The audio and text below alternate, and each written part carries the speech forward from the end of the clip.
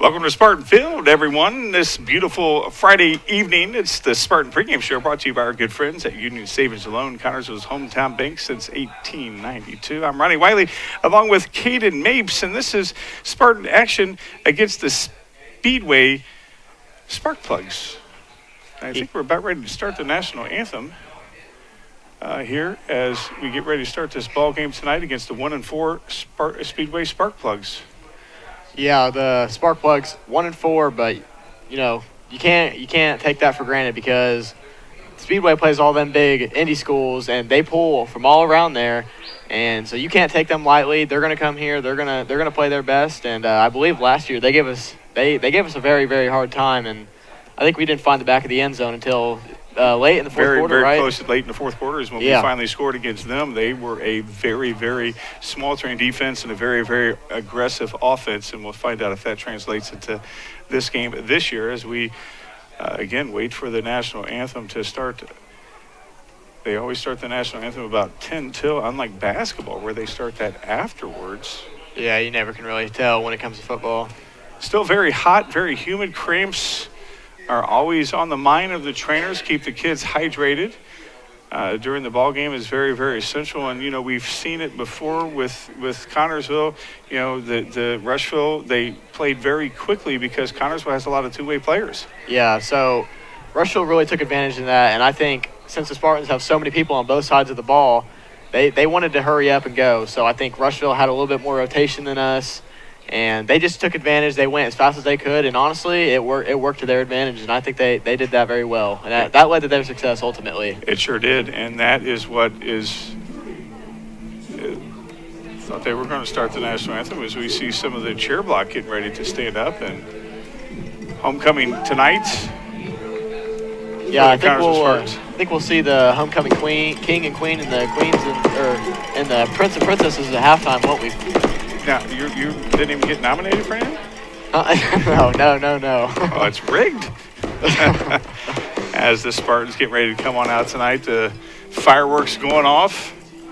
Yeah, and like you said, it is a pretty hot evening, but luckily the sun's starting to set earlier, and hopefully that'll help out with like the heat exhaustion and all the cramps because Spartans are dealing with some injuries this year. So likes of freshman Braden Keller, who's been he's been good for the Spartans. He's been coming in, giving the likes of Micah Buchanan breaks, and Parker Flanagan. He's also been very, very solid for the Spartans. Parker Flanagan last week, went. I think it was a flying tackle. Looked like he went down on. That kid's all over the place. Just a freshman.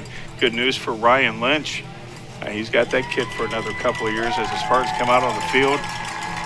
On this homecoming 2023, the Spartan Warrior right there in the middle of the sea of the 50-yard line, and the Spartans are surrounding him. Again, beautiful night to play football. Again, a little humid, but nonetheless, anytime you're out there on that field representing the red and white, the boys look charged up. The boys look very hyped right now, and it's good to see that. They need to win. They need to win right here. I think they might be down a little bit, but if they can get a win here tonight and get themselves back in that win column, I think they'll be in really good shape. And I think the boys are fully expecting to go out there, do their hardest, and try and come out with a win tonight. Connersville Spartans come into this ball game on a 2-game losing streak. Of course, as you mentioned, this is something that's, what coaches do is they put that in the rearview mirror and let's focus on what's ahead as the starting units are being announced for the Connersville Spartans. And like you said, coaches are really just trying to put that game in the rearview mirror. I don't think anybody wants to remember that, and it was just a rough night all around, but that's all right. It's in the past, and it is what it is. And I think with the likes of Ryan Lynch coming in as a second-year head coach, am I right? Yes. I think he's really turned this program around. I believe he has a winning record as head coach. Yeah. And I think he's turned everything around. He's gotten more involved with the community. Like at the Fayette County Free Fair, we saw him setting up a booth, and anybody who had any questions about the program or anything that was going to happen, they could just come up, talk to him, and I think he even tried to recruit me a little bit. He was just out there recruiting kids. Ryan is a good guy. I've known him for a good while. He is somebody that I was excited when he was named coach, because he does bring an excitement to this program that is second to none. As the Spartans get to the sidelines surrounding the coaches as we get prepared for the national anthem. I thought they were getting prepared for the national anthem. Yeah. So as the Spartans line up for the national anthem, we get prepared for this. Yeah, they'd still stand up, cheer, let's go. So the Spartans, again, looking for Ryan Lynch's 10th win of the season. It's nice to get double digits. Of the 2 years. Yeah, of the 2 years. His 10th win of his career. Yep. 10th win of his career. I think he's done very well for the program so far, and I think he'll be around for a while. There's no doubt. Oh yeah. No doubt. You're building the program. It's going to take a while. You build from the ground up. That's what you do. As now we stand to get ready for the national anthem. Played by the Connersville High School Spartan Marching Band.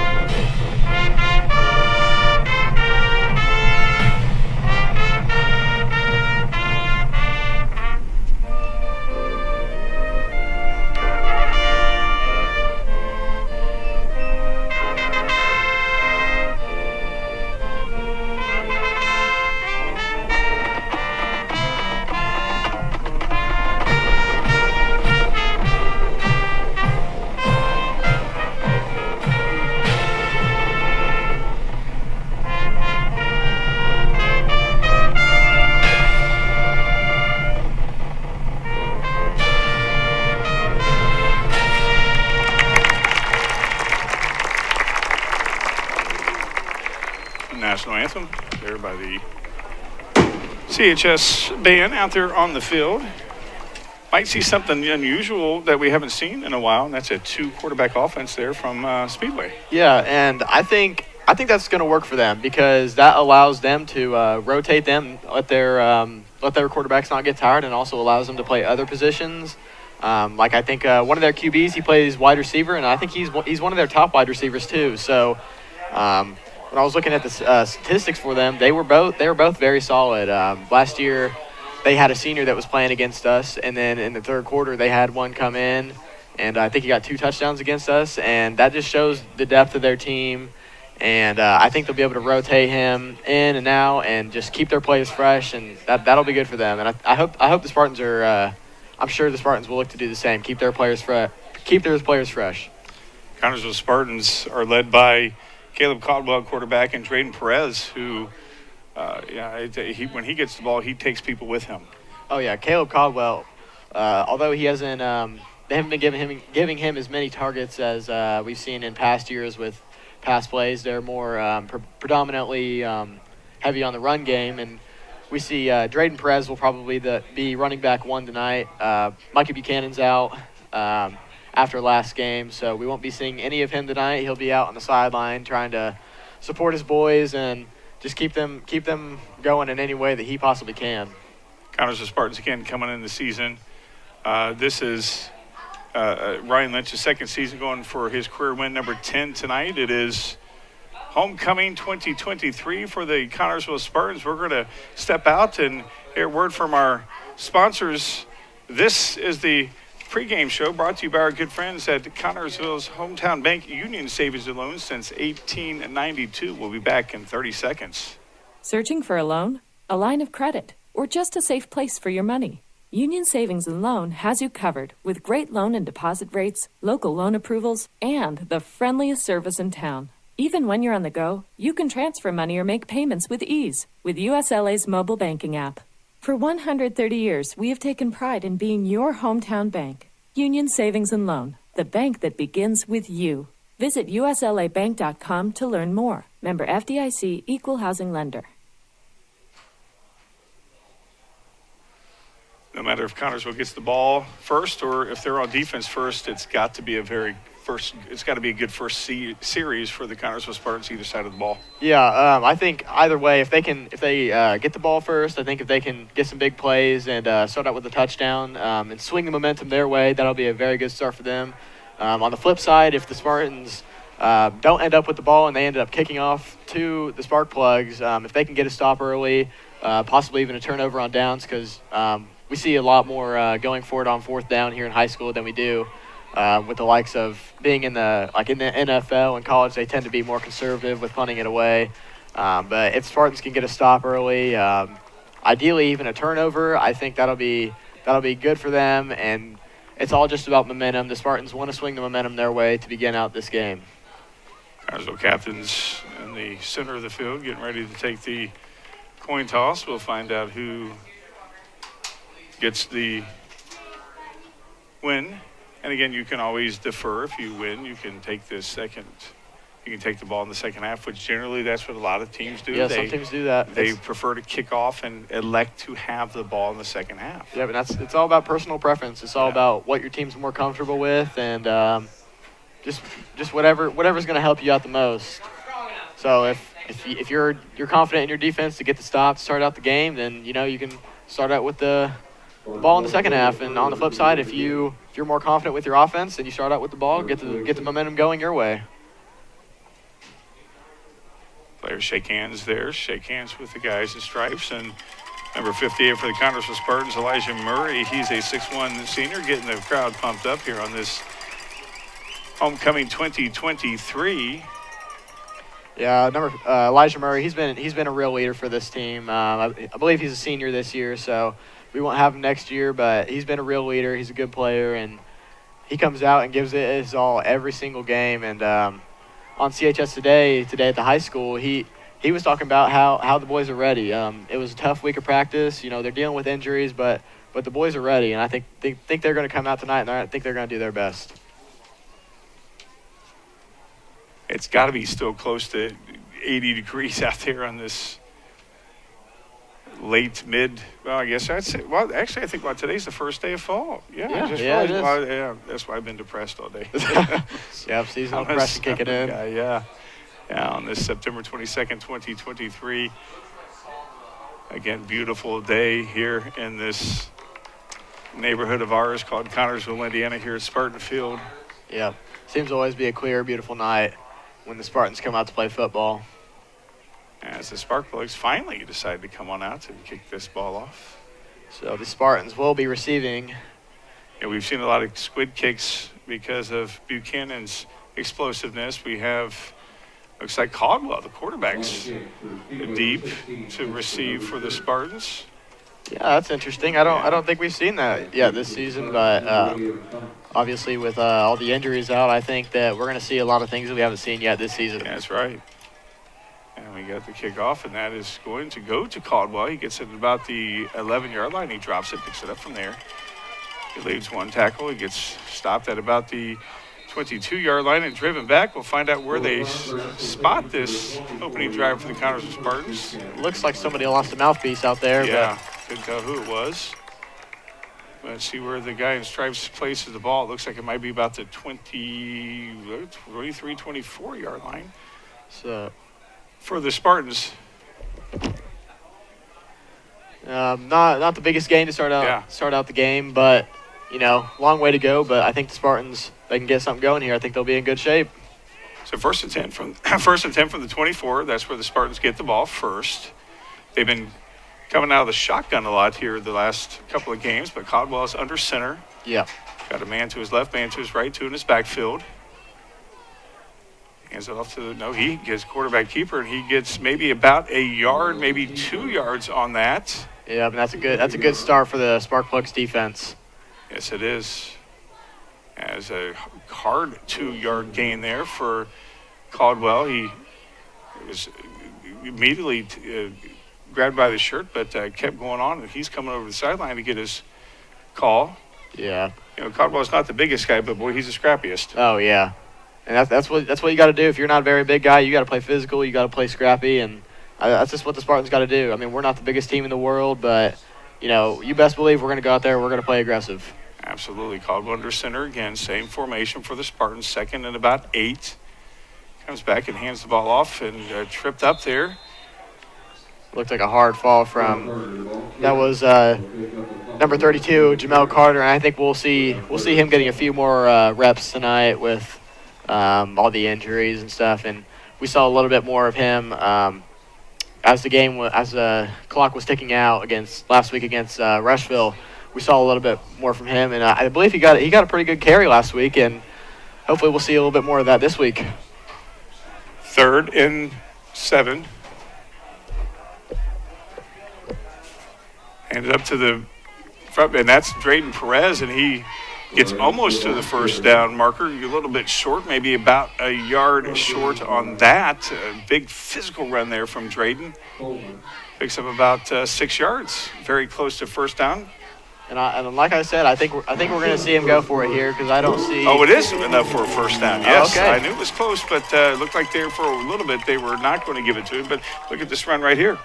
And there we go. If the Spartans can keep edging their way down the field, and that's all they need to do. They just need to keep edging their way down. I mean, you want some big plays every now and then, but you don't need them like right away. So it's a good start for the Spartans. Caldwell again hands off to another nice run there from Perez. He gets about 11 on that one. That might be enough for a first down. Yeah, another first down. Yeah. Drayden Perez getting a couple good carries right there, 2 in a row. Carry for about 7, that one for about 12. And like I said, Drayden Perez, he's gonna be the difference maker tonight, I believe. Last week, a lot of things didn't go the Spartans' way, but one bright thing that happened was Drayden Perez. I mean, he got huge chunks of plays, as it looks like Speedway's calling for a that's going to be a false start on this Connersville Spartans, number 32. Jamel Carter.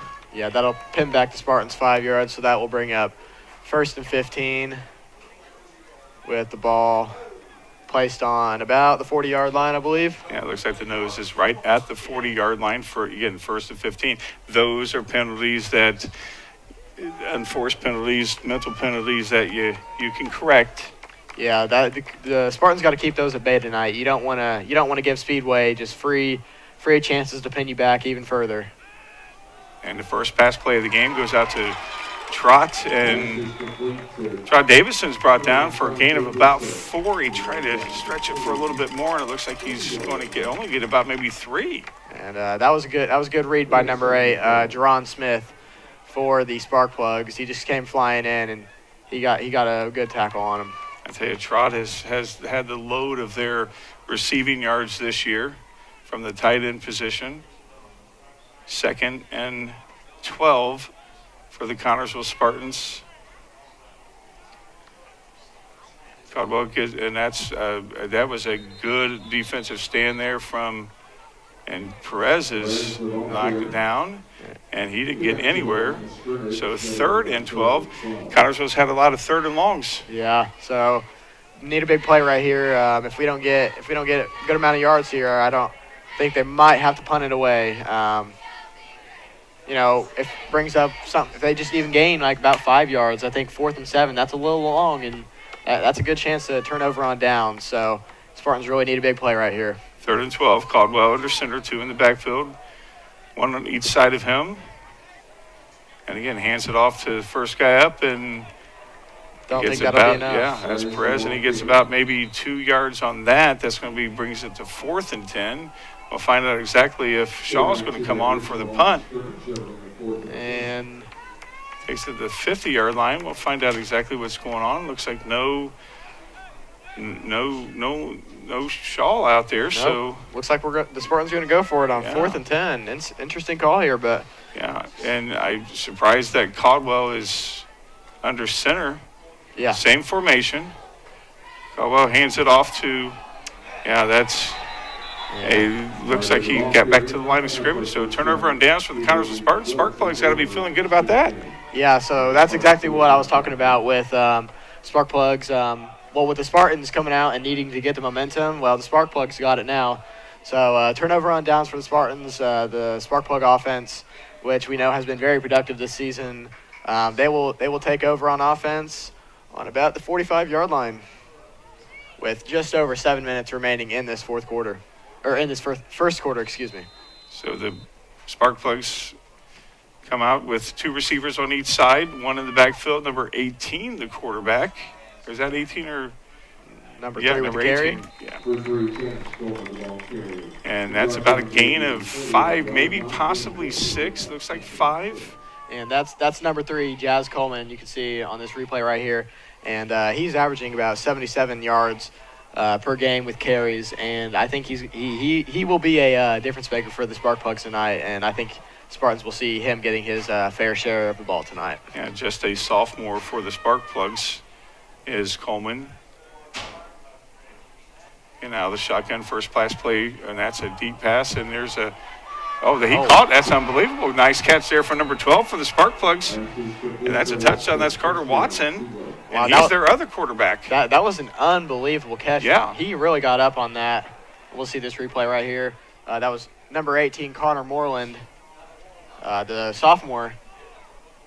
Yeah, nice coverage from the Connersville Spartans, just that Watson goes up over the Spartans and gets the catch. Yeah, that was number 12, Carter Watson, the senior. We saw him play a little bit of quarterback last year against the Spartans, but he went up for the grab, and he's 5'9", 165 pounds, but, He looked like he was 6'9" with that one. Oh, yeah. He got up there, and looks like the Sparkplugs are going to go for the 2-point conversion here. Yeah, I got 3 to the left, 1 to the right for the Sparkplugs. And then we'll go for a pass on that, and he's pressured, and he is.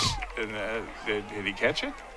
Looked like he caught. No, it's incomplete. And so that's even though the Sparkplugs got a touchdown right there, it's good that the defense was able to stop the 2-point conversion. So that will bring the score to with the Sparkplugs 6 and the Spartans 0 with just under 6 minutes and 30 seconds remaining in this first quarter. 6:25 to go. Connersville down 6-0. We'll be back in 30 seconds.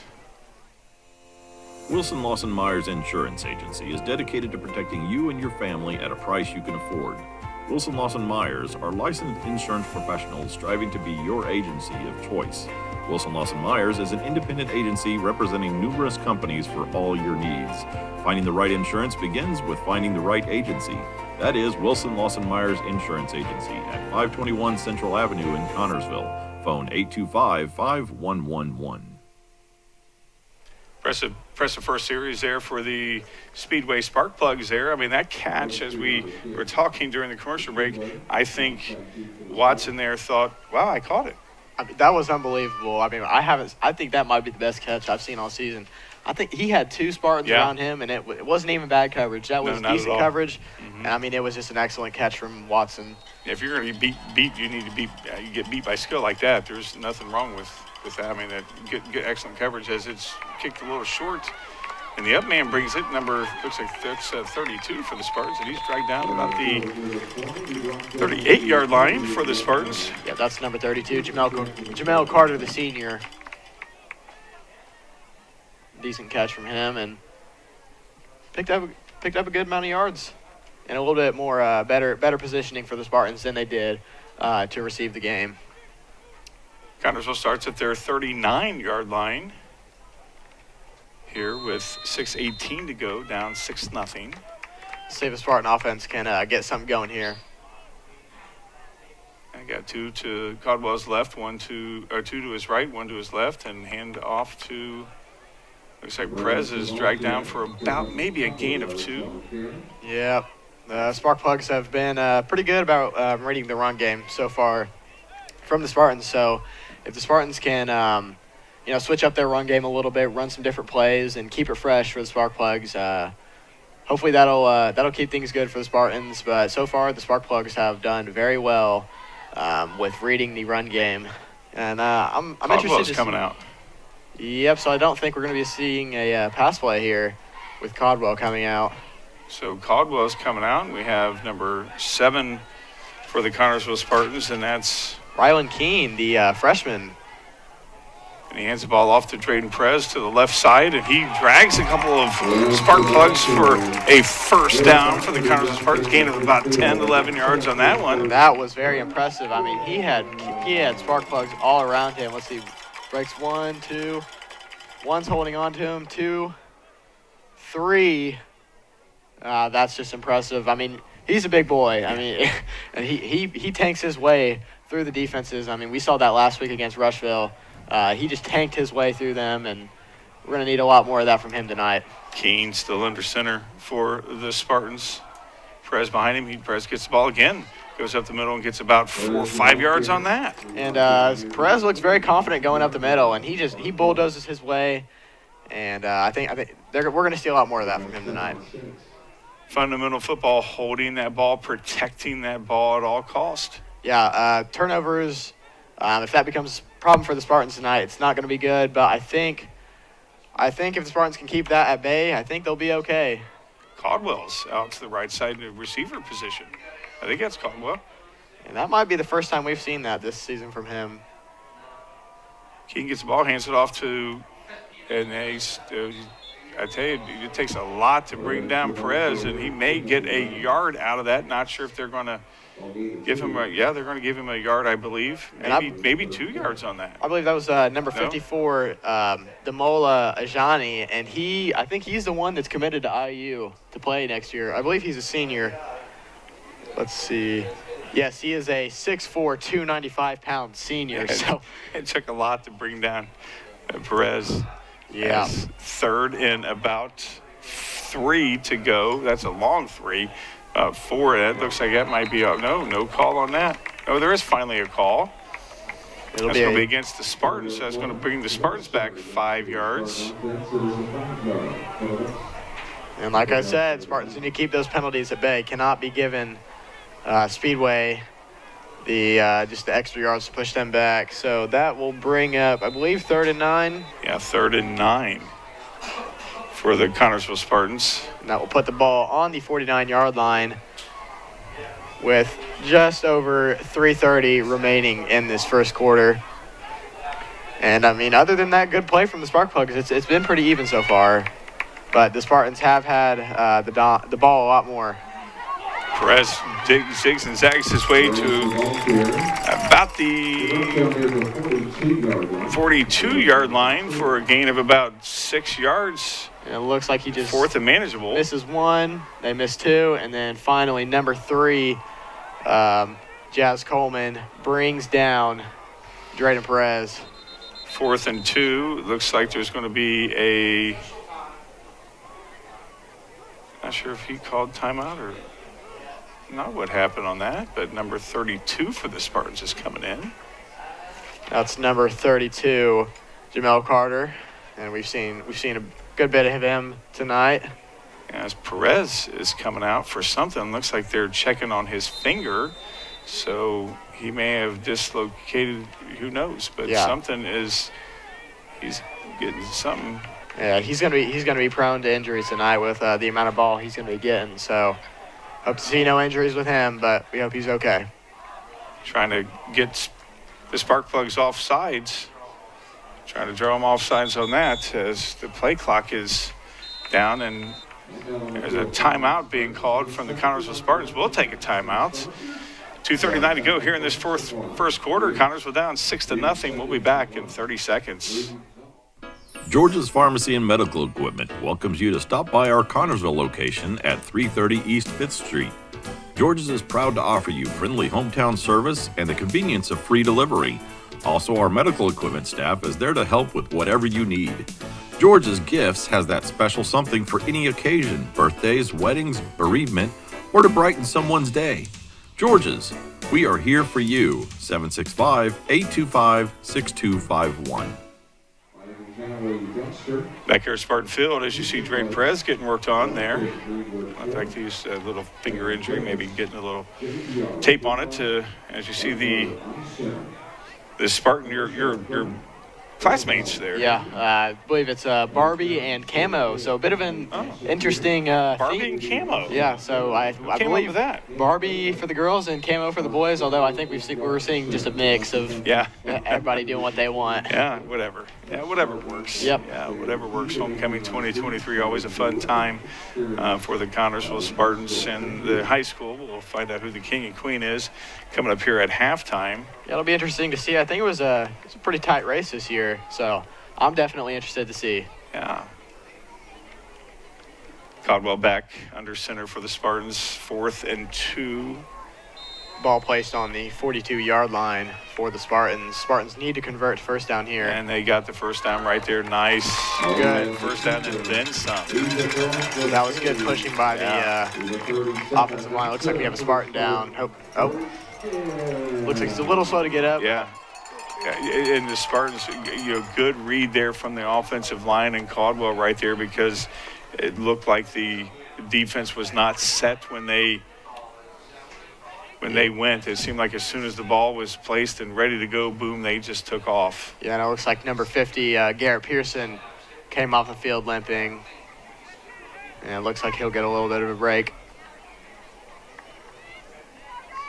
Connersville Spartan getting a fresh set of downs on the 37-yard line, and there's Perez with the ball again, and he's bottled up there right at about the maybe get a yard, maybe. Yep, looks about maybe not. I'm not sure. I don't think they're giving him anything.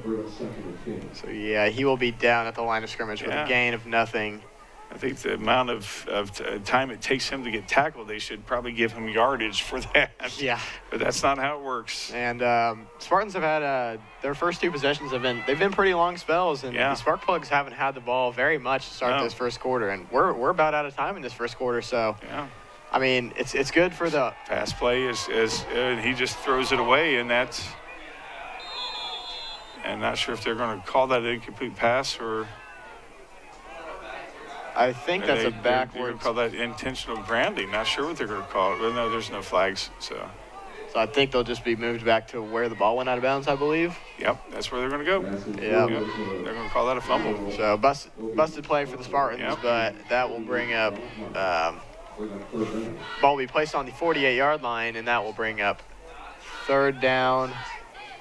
And I'm not almost going to look over there. Oh, they don't have it yet. Yeah. Yeah, third and a long way to go as we're under a minute to go here in this first quarter. And we are just under a minute remaining. Ball's tossed off to number 32. And he gets a nice, I thought he had a lane open right there, but it's bottled up pretty quickly and only gets about maybe a yard, and that's going to put the Spartans probably a punting position right here. Yeah, and that was 3rd and 25 for the Spartans, so very long way to go. So that will bring up 4th and about 24. Yeah, so I think we're going to see number 2, Nolan Shaw, coming onto the field. Yeah, there he is, Nolan out there for the Connersville Spartans to get his first punt of the night. Yeah. When you have these long series, you want something to be produced, and the Connersville Spartans have come up empty both times they've had the ball. Yep, so it looks like we're going to see, is that number 6, I believe, receiving for the Spark Plugs. I think that's Elaire Wah. And that's the end of the first quarter. A very interesting first quarter for the Spartans. Had the ball a long time. Spark Plugs do get that first score. They lead 6-0. We'll be back in 1 minute. It's events like this game that make our community such a great place in which to live, work, and play. All of us at FCN Bank applaud the CHS Spartans for their hard work and dedication. Thank you for reminding us once again why we all choose to call this place home. FCN, building stronger communities, one great local event at a time. Go CHS Spartans. Good luck. FCN Bank, member FDIC.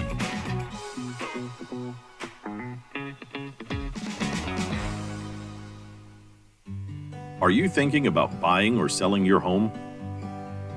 Stay local and call Trish Smith at Better Homes and Gardens First Realty Group.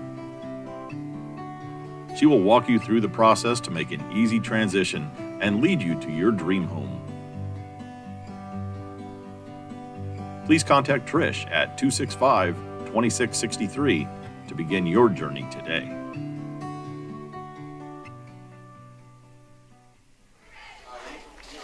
Back here at Spartan Field, second quarter about to be underway. The Connersville Spartans down 6-0 against the Speedway Spark Plugs. Ball on the Connersville 48. 48-yard Yeah, line. it looks about the 48-yard line. 48-yard line. And the spark plug, no, it'll be number 5. Yeah, number me. 5. Yeah, number 5, Charles Mitchell, for the spark plugs. And I think Mitchell's their leading receiver. yeah, he is. They are leading receiver. He has 28 receptions on the year, and every time he receives the ball, it's looked like he's been in previous games. It's looked like he's gotten big gains, chunks of yards.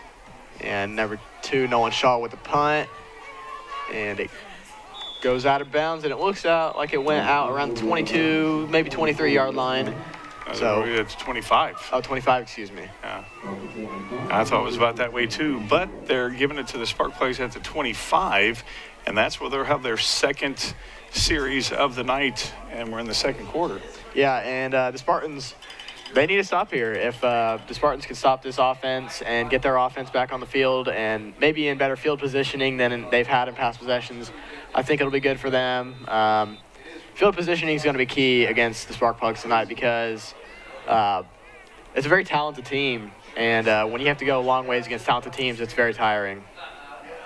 Hand off to number 3, and he's got a nice lane, and it looks like he's dragged down for a first down. And that's exactly what Spark Plugs wanted. They want to find those open lanes, they want to bulldoze their way through, and they want to get those first downs. Yeah, and he bulldozed his way, zigging and zagging right there for a first down. You know, they had a couple of plays, and then that long pass play is what did it for them the first time they had the ball. Yeah, and I would say he's caught the Spartans off guard, but the Spartans had two back on their receiver, and I mean, he just made that excellent catch, and that's ultimately what did it for him. Moreland, nobody behind him. He's looking for number 13 and overthrows. It looked like we saw holding on the ground, but it won't matter because the pass is incomplete, bringing up 2nd and 10 for the Spark Plugs with the ball in the 36-yard line.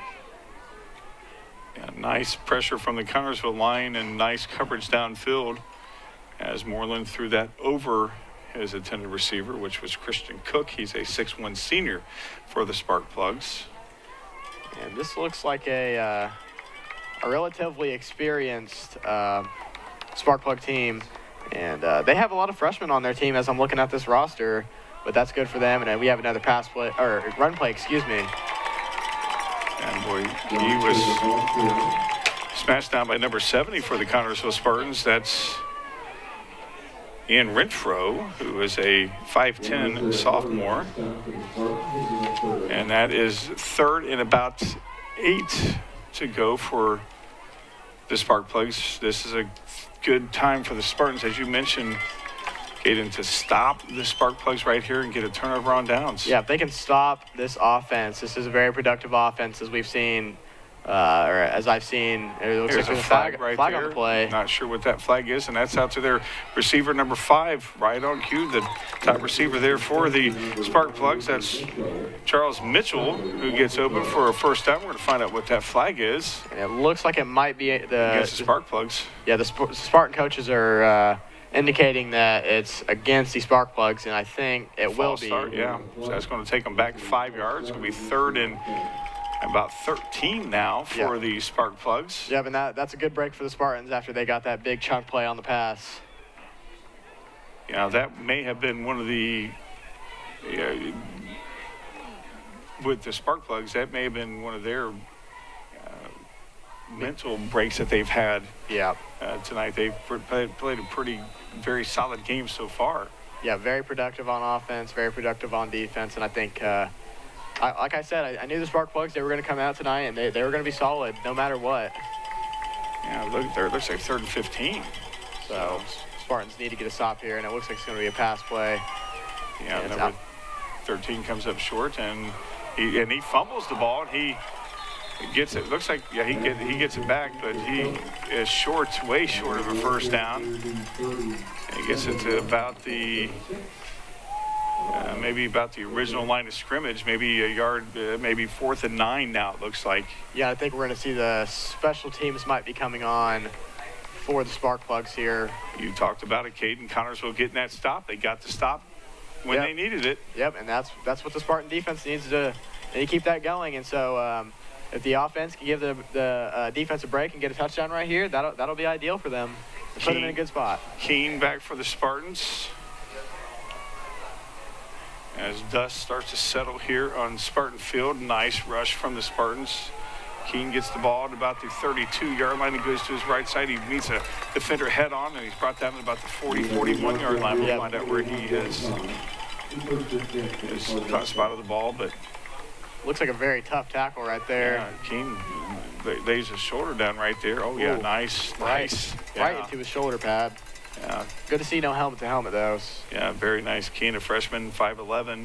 Saw him play some quarterback, and yeah, it looked like he was get him on defense with that kind of a shoulder. Oh yeah, and I believe he plays some quarterback for the JV team, and I think he's done pretty solid so far this season. So I think after Caldwell's gone, I think we'll see him take over as the quarterback next year for the Spartans. No, without question, as Caldwell is bringing the troops to the line of scrimmage. Connorsville starts at their 41-yard line. He's under center. Fresh set of downs. And pitches it out to Drayden Perez, and there's a flag on the play, and Perez fumbles, and it looks like the Spartans got it back. We'll find out exactly what the penalty is, and Might have been a block in the back. I think I saw it. and We'll see. Caldwell is limping. Like he was favoring his hip. We'll find out exactly what this call is, and it looks like it will go against the Spartans. Yeah, might have been a block in the back. Yeah, it was a Oh, holding it was a holding penalty. call. Yeah, excuse me. So that's going to be a 10-yard penalty on the Spartans. It's going to be 1st and 20. And Caldwell was limping on that play. He's staying in the ball game, though. Yeah, We're talking to his coach. you don't want to see Caldwell get hurt. I mean, he leads his team. I mean, he's a quarterback, and the quarterback is more often than not the heart of every team. Oh, yes. At least the offense, at least. Yep, and they call out the plays. They relay the coach's information to the team, and it's necessary to have a good quarterback. 1st and 20 for the Spartans from their 31-yard line. Caldwell under center and showing blitz. And there's another fumble, and it looks like the Spartans got that back again. So that's two fumbles, one for the Sparkplugs and one for the Spartans, but both were recovered. Well, we had the second one in a row for the Spartans. We had one last time, and just the last series. We did. Yeah. Yep, So 2 times in a row, the Spartans have fumbled the ball, got it back, and that was a gain of about maybe 4 yards, 3 yards on that. I mean, it worked out for him. Yeah, it worked. Gave him, so 2nd and 17 to go for the Connorsville Spartans. But in all seriousness, I mean, the Spartans do need to hold on to that ball because more often than not, when you fumble the ball, you're going to lose the ball. And Pitch out to number 12. He goes wide as he can and runs out of room at about the 42-yard line. Oh, no, they're getting him at the 45-yard line. Wow, I shortchanged him a lot. So that's 3rd and 5. Yeah. Wow. So good gain for the Spartans yes, right there. Yes, it was. I thought he stepped out way before the 45-yard line is. But they got him out at the 45-yard line. And Connorsville is 3rd and manageable from 1st and 20 to 3rd and manageable. You got it like that. Yeah. As Keene is now under center. So we've seen some QB rotation from the Spartans. We haven't seen that very much. Keene's going out for a pass. And Keene throws it away. And he was on 4th and 5. He was under pressure, and ultimately, I didn't think he just needed to get rid of the ball. You don't want to risk getting hurt right there. So I think it was, although he is young, good to see him make a smart decision right there and get rid of the ball. So that will bring up 4th down with 6 yards to go. And Shaw is out there to punt for the second time for the Connorsville Spartans with 8:01 to go here in this second quarter. And like I said, I knew this Sparkplug team would be very solid, and they've been very solid on the defensive side of the ball so far this year. But compared to last year, the Spartans are doing a lot better than they had in the past few or in the last year. I believe in last year. Looks like a flag. Play hadn't even started. Oh, did the clock run out? Yeah, looks like the clock ran out. So now the Connorsville Spartans are back 5 more yards. Their second delay game of the game. So Connersville's back another 5 yards. I'm not sure if they intended to do that or if they just they weren't aware of the clock or. Not sure, but nonetheless, the Connersville Spartans are 5 yards closer to their end zone, and Sparkplug's got it like that. Oh, long bad kick. punt there from Nolan Shaw, and it's picked up from about the 26-yard line from number 5, Watson. And I tell you, there's a block in the back there. Multiple That's coming flags back, in yeah. Yeah, and Watson's finally out of bounds at about the 15-yard line, but there's multiple flags, and looked like we saw a clear block in the back there at about the 50-yard line. Yeah, and even though this is going to come back, I mean, that kid is fast, and yes, the Spartans got to keep him at bay and can't allow him to get many plays, but the Spartans will get a break right here, and I think it's going to be coming back against the Sparkplugs. Absolutely on that. There it is. There's the call right there, so we'll find out exactly where the ball will be placed for the Sparkplugs on their 3rd series of this ball game. First series, a touchdown. Connersville stopped them on their 2-point conversion. Connersville stopped them on a turnover and downs, and now it's their 3rd series of the ball game, and Connersville's looking for another stop. Yeah, and the Sparkplugs are looking to extend their lead, so it's just going to be I think it's going to be a game of back and forth. Not sure how high of a scoring game we're going to see tonight. It's been pretty heavy on the defensive side tonight, which complete opposite of last week. Very high scoring game, but plenty of time left in this game, and anything could happen. So we will see in the coming minutes and quarters of this game. Moreland in shotgun as usual. He goes back for a pass, and he's under pressure, flushed out to his right side. He's got some green grass, and he is finally tripped up by number 32 for the Connersville Spartans, and he gets about maybe 6 yards on that scramble. And it almost looked like it was going to be a sack right there, but first tackle was missed, and then number 32, Jamel Carter, came up with a tackle, and he's had a pretty solid game so far today. Yeah, Carter's everywhere. Yeah, he's been on both sides of the ball, playing at every position, and good to see from him. 2nd and 5 from the 41-yard line. Moreland, and it looks like there's going to be a timeout from Speedway. Speedway calls a timeout, 6:54 to go here in this 2nd quarter. Speedway leads Connersville 6-0. We'll be back in 30 seconds. Service the old-fashioned way. The dependable service you need for your car or truck is always available at Goff's Auto Care and Tire Center in Connersville and Brookville.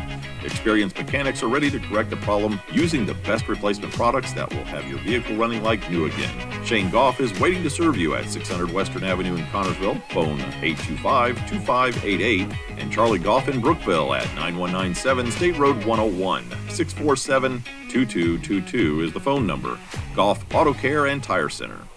Back here at Spartan Field, as you see the Spartanettes and the Warrior there waving to the faithful in this beautiful night tonight. Spartan Field, and it is homecoming. Yeah, so I think that's going to influence the Spartans a little bit tonight. Give them a little bit more passion than just a regular game. Obviously, you want to win the game tonight, and if you win the game tonight, you wake up feeling good tomorrow. And always feel good for a win. Yeah. Always. Especially if you get a win against the likes of the Speedway team, big Indy school. That's very impressive, and that will really shift the momentum for the Spartans as they progress in this season. And like the Spartans will be taking on East Central next week. Very tough match for them. Watson hands ball to number 3. Nice tackle there for about a yard gain. And I tell you what, the Spartans now third and find themselves defensive-wise in a good position, 3rd and 5. Yep, and that was number 58, Elijah Murray. One of the captains I saw, he was getting the boys fired up before this game. Yeah. And like I said, he's a leader for this team, and that was a good defensive effort from him right there. 3rd and 5. Connersville definitely needs to stop right here. Moreland directing traffic, looking over his offense, looking over the Connersville Spartan defense. 3 on his right, 1 to his left. One in the backfield. He's going out for a pass, and he's got number 44 in the flat. He's got a first down as our defender falls down. He's got a lot of more yards after that first down, and he's deep into Connersville territory. And that was just unfortunate from the Spartans. It just looked like we had a slip up, and ultimately led to a huge gain for the Spark Plugs, putting them deep inside Connersville's side of the field. Just a slip up right there. And they took advantage of a nice blocking downfield to get that additional yardage there, as now it's on the 35-yard line for the ball's placed on the 35-yard line. Chain gain over there having a little bit of trouble getting that chain stretched out for Moreland as he brings his troops to the line, looking over the field. And he hands it off to number 3. Nice tackle there from, I tell you, That's number 32, Jamel Carter again, having a fantastic game on both sides of the ball tonight. Carter is everywhere. And with all the injuries tonight, we need Somebody's got to step up. Yeah, exactly. That's what I'm saying. Like, somebody's got to step up, and Carter, so far he's been stepping up this game. He's been stepping up. And he's a good kid. He's a good kid too. I have a few classes with him. He's good. He's smart, and he's a good athlete. Yes, he is. And when he comes on for the Spartans, he gives it his all, and it's good to see him having a confidence booster tonight so far. Mitchell in the backfield with Moreland. Mitchell's in motion, and it goes out to Mitchell, who he's got a first down and then some, as he's brought down at the 20-yard line. So big gain for the Spark Plugs again there. Looks like their pass game has been pretty successful so far. Looked like a little bit of a low throw from the quarterback right there, but he was able to deal with it, and he got a first down for the Spark Plugs there, putting them even deeper inside Spartan territory. Dawson Kidwell on the tackle there on the 20-yard line, 1st and 10. Still 6-0, just over 5 minutes remaining in this second quarter. Moreland fakes the handoff to number 3. He goes to pass to Mitchell, and he's got it for a touchdown. What a beautiful pass. Nice touch there from Moreland to Mitchell. Nice catch there from the 5'7" receiver. And now Speedway Spark Plugs up 12-0. And that was just a beautiful throw from number 18, Connor Moreland, and an even more beautiful catch from number 5, Charles Mitchell, leading them in receptions, and that was a great catch. Beautiful catch. Over the shoulder, and looks like he's out of breath right now, but yeah. I think he just threw up. Did he throw? Yeah. Yeah. He's throwing up. Like you were saying, it's the heat. Yep. Yeah, but you got to be hydrated, and yeah, he's on the field right there with 5:06 to go here in this second quarter. We're going to take a quick timeout. We'll be back in 30 seconds. When an injury happens, you can't always wait for a scheduled appointment to get care. Reed Ortho Walk-In now offers same-day appointments Monday through Friday from 8 a.m. to 8 p.m. for sprains and strains, pain in the muscles, bones, joints, and ligaments from an injury or fall, and chronic orthopedic issues like osteoarthritis. If you need care fast for a sudden injury or nagging bone or joint pain, come to the walk-in clinic at the Reed Bone and Joint Center, 1400 Highland Road in Richmond, or call them at 765-962-4444. Back here at Spartan Field as the cheerleaders have a good time. Yeah, you always want to see the crowd get into the game. That can always help the team just a bit more. And especially in this community, the community really rallies around the sports, especially basketball, football. Even, was it like 3 or 4 years ago, we had a winless season, and we still had the field just packed. And that just shows how much this community just rallies around these teams, and the boys really they build off of it, and the more support they get, I think the better they do, honestly. Yes, absolutely. I mean, this community supports their teams. That's why they're called the Faithful. Yep. Always have been and always will be. Looks like they're going to be going for a 2-point conversion again. The last one was unsuccessful. Oh, no. Yeah, they are. Yeah, I thought they was going to go down for number 12 and for the quarterback for and he's going right up the middle, and he got it. It looked like he wasn't going to get it, Yeah. but he ultimately just pushed his way through. So that will bring the score to 14-0 with just over 5 minutes remaining in this second quarter. 14-0 now, Speedway over the Connersville Spartans. We'll be back in 30 seconds. You will find the answer to your every flooring need at Foles Flooring at 301 Beach Street in Connersville. Yes, Foles Flooring has a large selection of carpet and tile, also vinyl and laminates, luxury vinyl tiles, and hardwoods. You will receive a free estimate on your choice of flooring plus expert installation. Their friendly staff will help you through the entire process. Foles Flooring also provides bathroom upgrades, remodeling, and custom shower systems at 301 Beach Street, Connersville. 765-692-0800 is the phone number. 2-point conversion by the Speedway Spark Plugs brings the score to 14-0. That was a beautiful play. Oh, yeah. That's 2 touchdowns that have been receptions for the Spark Plugs now, and I think we They knew were beautiful. Yeah, we knew coming into this game that the Spark Plugs were not afraid to throw the ball, and so far it's worked out very well for them. I think they've had plenty more completions than they've had dropped. Yeah. I don't even know. They even had maybe They've had a few. Yeah, maybe just a few, but I mean it's been very. I think I've counted 2 if I can remember right. I mean, but the first one you talked about, that incredible play, that was like, hey, I got the ball. I mean, that last one was just a beautiful throw to Mitchell as Carter's got the ball, and he's going up to about the 43-yard line. Carter's has not had bad position after that first field position. No, after the first Series. After the first series, it was shaky field positioning, but so far, I mean, after that, it's been pretty good so far, and the Spartan offense looks to capitalize here to close in this lead by the Spark Plugs, and we just have exactly 5 minutes remaining in this second quarter.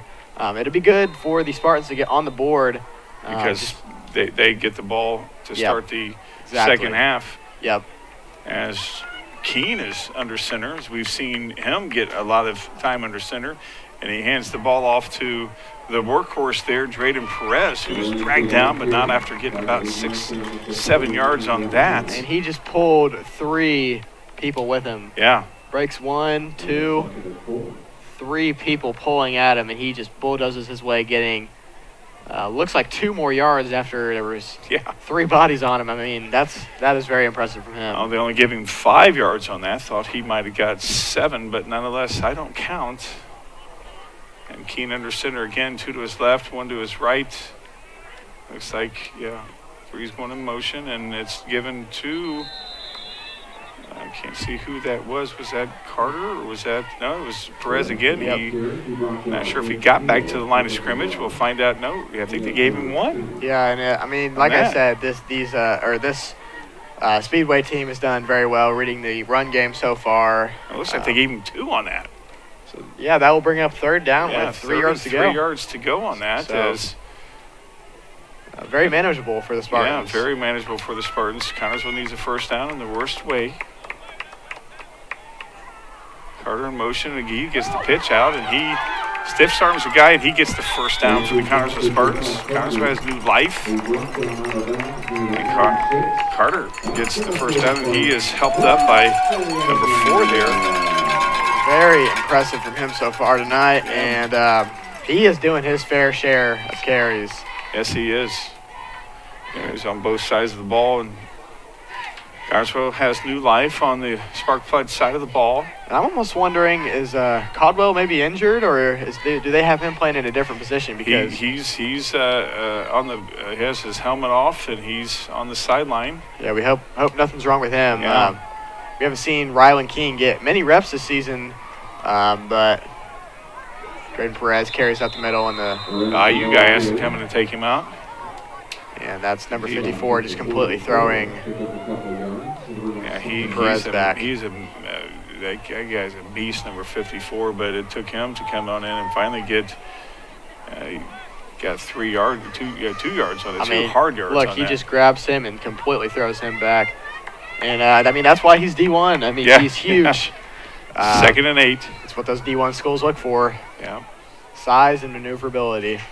2nd and 8. Keene under center. He hands the ball off to Perez again, and Perez bounces off a couple of guys, and he gets about another 2 yards on that, 3 yards maybe, 4. We'll see. I want to give him more, but gets up to about the 40-yard line. Let's see him bounce off the guy right there. We see him just go head first into number 3, and then he pushes back.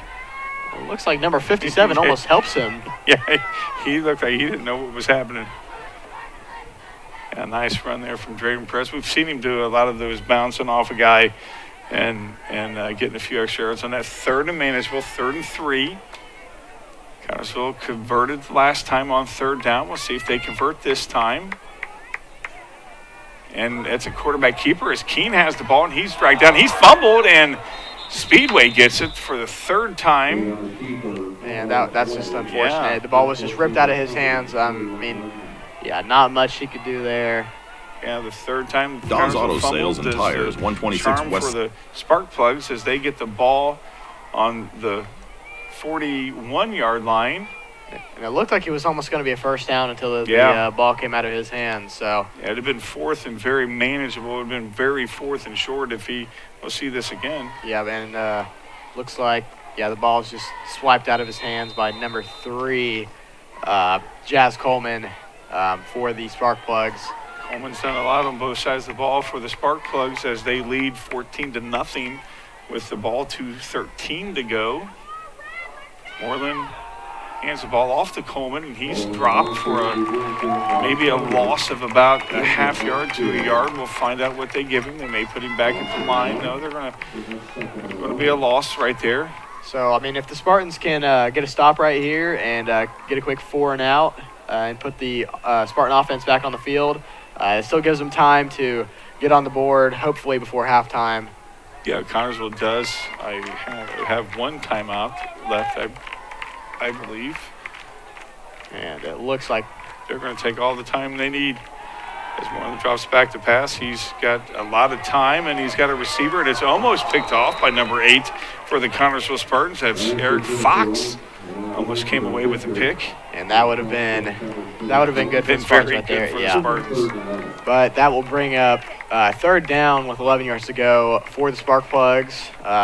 Seen a lot of passing from them tonight, and with a ways to go on this 3rd down, I would expect to see it again from them. Without question, they probably will go for a pass, although they may want to eat some clock and get the ball on the ground.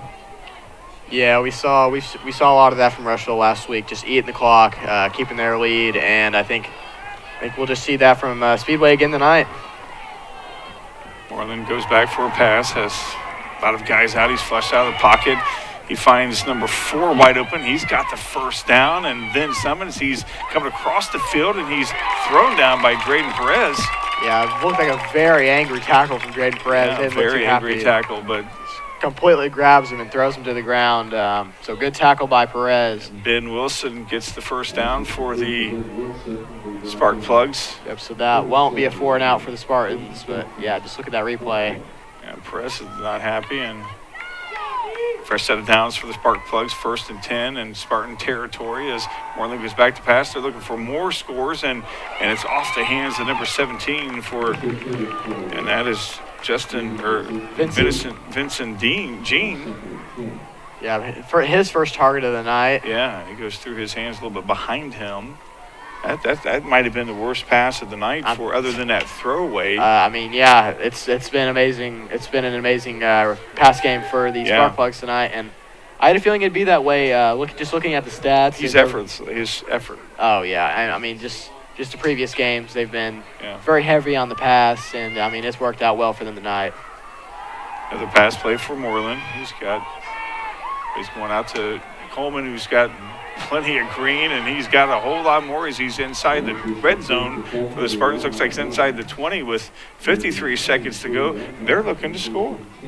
They're going for it again, and if they can extend that lead going into halftime, that's just and less they get work. the ball again. That's just less pressure on them in the second half. So Spartans really need to stop here to keep that score as it is.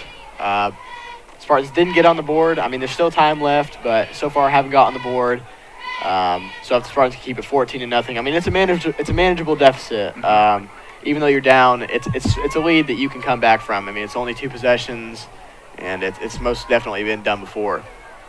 Ball on the 23-yard line under pressure is Moreland, and he throws it away. So good read by the Spartans right there. Just completely broke through that spark plug offensive line. You talk about momentum, and the Spartans need it in the worst way, getting a stop here with the way that they ran the ball. Yep.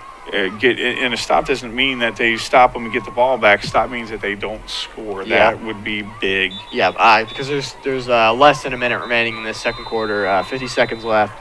So if the Spartans can get a stop here, that's ideal for them. It looks like we have a timeout on the field. Yeah, we have a timeout on the field, 50 seconds to go. Speedway, they're threatening. They're up 14-0. We'll be back in 30 seconds. Don's Auto Sales and Tires, 126 West 2nd Street, gives you the very best deals in tires. Don's has all major brands available in stock and in all price ranges. You can rely on Don's Auto Sales and Tires, in business for over 40 years. And Don's Auto Sales has a large selection of quality pre-owned vehicles in prices ranging from $1,000 to $30,000. Need new tires or a quality vehicle? Available from Don's Auto Sales and Tires, 126 West 2nd Street, Connorsville. The phone number is 825-7730. Back here at Spartan Field, deep in Connorsville territory at the 23-yard line, the Spark Plugs are threatening yet again. They've been threatening Spartans all game on the offensive side of the ball. I mean, they've been getting big play after big play with these receptions, and I mean, it's been an excellent receiving game for the wide receivers, and the throwing from the quarterback has been very good for the Spark Plugs so far. And honestly, it's not even been this bad coverage from the Spartans. No. It's been accurate passing. Accurate passing, excellent receiving from the Spark Plugs. So, I mean, not and too the much. routes that they run have been very, very good, too. Yep. You talked last week about Rushville being 0-4. This team's 1-4. They're not playing like it. Oh, no, not at all.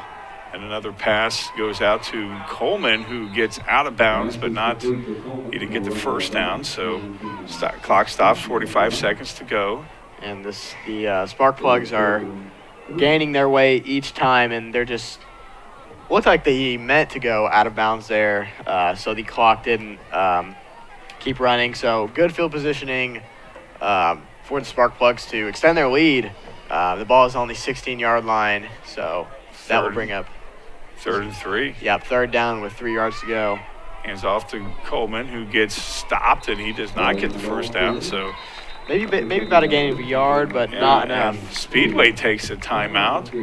We're going to keep it right here as Coleman gets bottled up, and it's 4th. I think he may have. No, he didn't lose a yard. I thought he might have lost a yard there, but it's 4th and 3 now. Yep, and it looks like is that Jamel Carter, number 32? Yeah, Carter is down. Not sure what's going on. He's been him alongside of Drayden Perez. He's been a workhorse tonight, and he's been a difference maker for the Spartans.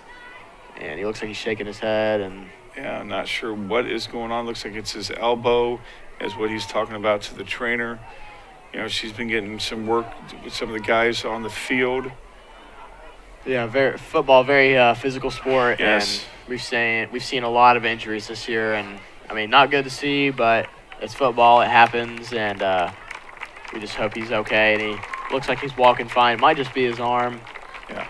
And it looks like he's walking off the field or maybe to the huddle.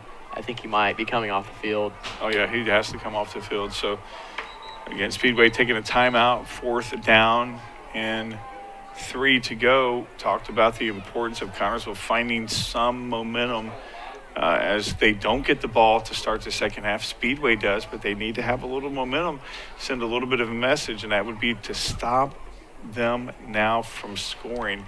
This would be a perfect opportunity not to stop them, but also to get the ball back. And it would be very doable. Not a lot of time left, so if they want to get something going on offense, it's going to have to be very fast. Maybe some short pass plays, get the ball out of bounds, but Spartans have to get the stop here to stop them from extending their lead. Moreland looking over the defense from the Connorsville Spartans, gets the ball back as his receivers going back, and it is off the arms of Mitchell, and Connorsville gets the stop. Stops yes, they do. 30. Yeah, that you talked about his accurate passing. That is a pass that went behind his receiver, and Connorsville gets the ball back. 37 seconds to go. They needed it. Exactly. That is what they needed. They needed that stop right there. The Speedway offense had just been big play after big play, but ultimately it didn't matter. They got nothing out of it, and there was 37 seconds remaining in this second quarter. So unless there's a turnover or something, it does not look like the Sparkplugs will be extending their lead. And even if the Spartans don't score here, if they go into half with just a 14-point deficit, it's very doable. And I think their defense will believe in themselves as Keene is going to take the knee, and Connorsville is going to go into the locker room down 14. Yeah, I think they just wanted a bit of a break right there. I think that's what they were doing as the boys come off the field. Very entertaining first half of football. Speedway comes out on top 14-0 for the halftime, but not a complete dominant performance. No, from the Sparkplugs. Trot is limping off the field. Don't like to see that. Caldwell didn't play the last couple series for the Connorsville Spartans. We're at halftime here at the Spartan Field during Homecoming 2023. We will be back. Connorsville down 14-0. We'll be back in 1 minute. Whitewater Eye Center Connorsville provides vision care for every member of your family. This includes routine exam, treatment for eye diseases and injuries, just a few of its many services. Services that include glasses and contacts, frames for every budget, sunglasses, and a large selection of eyewear. Complete vision care for every member of your family. Yours at Whitewater Eye Center Connorsville. Scheduling an appointment for a complete eye exam is as easy as calling 825-6000. Whitewater Eye Center Connorsville is located at 2045 Virginia Avenue. Reed Health Sports Medicine takes care of our Spartans. Thanks to funding by Reed Community Benefit, certified athletic trainer Victoria is here to help our athletes get back in the game faster. Victoria is at most practices and sporting events so she can respond to an injury within seconds, determine the immediate needs, and either begin treatment or initiate emergency management. For recovery and rehab needs, Reed's Athletic Training Center has a variety of options to get your athlete back to performing their best. For more information, call 765-973-8057 or go to reedhealth.org/ATC.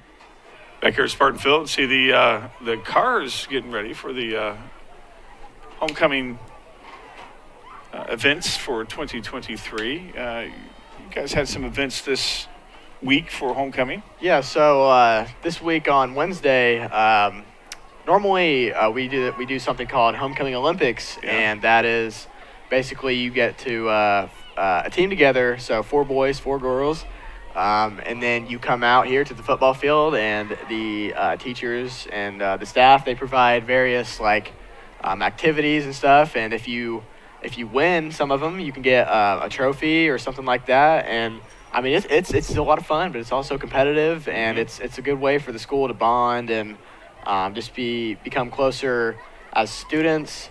I think this year we had about 21 teams, which was impressive compared to last year. I think it was only around maybe 12, 13, somewhere around there. So more teams this year than we've had in the past, which is good to see the student body getting involved with things inside the school. And so, yeah, you would go out there and you would compete for various activities. And normally it had been after school, but that changed this year. The students went to their first 5 periods and went to lunch, and then everybody headed out to the football field because it was after school. It was difficult for the athletes to make it because practice. Yeah, I mean you have practice and then you have to go straight there. So it was difficult for them to do it. And this looks like Evan Miller, a freshman, trying to get the crowd involved. Here's some cheers. Yep. And is that young lady with you? Not sure that I know her, but I know Evan Miller. So we got freshman, sophomore, junior, and then the seniors have a court with it, or is it? So it goes freshman, Prince and Princess, sophomore Prince and Princess, junior Prince and Princess, and then you have a senior King and Queen. Yeah. So those are the king. You only have one king and queen. Excuse me. and that was That was me in high school. yeah. I was the homecoming king, snowball king, Oh yeah. prom king. I'm just kidding. And this is Never any of it. this is sophomores Maddox Reese and Ella Miller as sophomore queen or Prince and Princess. yes, Prince and Princess. Excuse me. And in the red Jeep riding down the track. And so it was nice for the athletes to get a little bit more involved in it this year. Yes. I hadn't been able to do it the past 2 years because of that. So it was nice for it was nice for us to be able to get involved. I think that's why there was more teams, more athletes could get involved.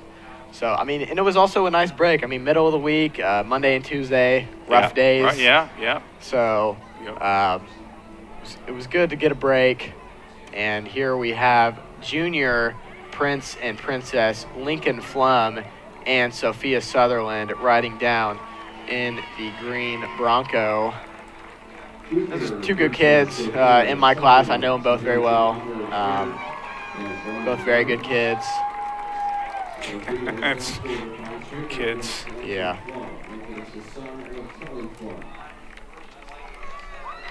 This is a time that you will never, ever forget. Oh, yeah. I mean, you only get this. Yeah, I and it's mean, good that you recognize that. Yeah. It's good that you recognize that. I mean, you're only in high school once. You get 4 years. And Seems like they go by so slowly, but it goes by fast. oh, I mean, when you're sitting in a classroom, it seems to go by slowly. But when you're out when you're out doing stuff like this, it seems like it goes by forever. And it feels like just last year, I was a freshman at homecoming. I graduated 30 Yeah. something years ago, buddy. 33. Wow. And now we have this would be the seniors. And Or this is senior court. senior court. Yep. So let's see who the names Are these the on this candidates truck. or these are the Yes, so candidates? these are the candidates. For the king and queen. Yes, so they haven't announced it yet. So during the school week, the freshman, sophomore, and junior Prince and Princesses were announced over the PA system to the students, and then I think they announced the king and queen here. So Yeah, the king and queen will be announced here tonight. And Yes. if it's a football player, he has to wear the crown during the game. oh I'm just yeah, kidding, that would. no. Yeah, we've Yeah. had a football player win Yep. Yeah. during the game. So And like you said, number 62 right here, Levi Yep. DeGroat. Yep. They are one of this is seniors Levi DeGroat and Chloe Kramer. They were two of the front runners for the king and queen. So I wouldn't be surprised to see if they get it, but they were one of the front runners as they pull up in the shiny white 4x4. and what class are you in again? I am a junior. You're a junior, so next year we expect to see you Maybe. as the king. Yeah, we'll see. Yeah, well, make that happen. Nice to see a football player there, and Mrs. Job handing out roses. Yep. Mrs. Job been very, very involved in all this homecoming and just setting up all this, and we Yes. appreciate all of her help Yes. with everything. I mean, I know this is very stressful for her, and she's been very busy this week, and we just appreciate all her help getting everything set up.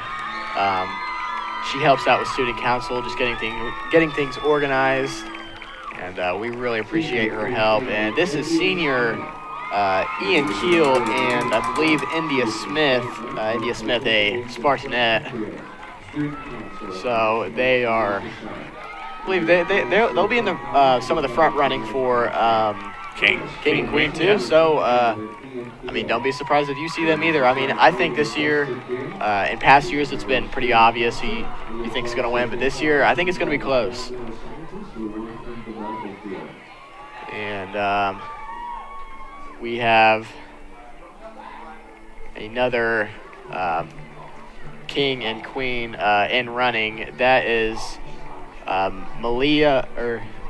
Michaela Strong running for queen, and Malia Malia running for King. And Michaela Strong, she is a member of the Lady Spartan soccer team. I've been to a few of those games, and she's very strong. I mean, she is good.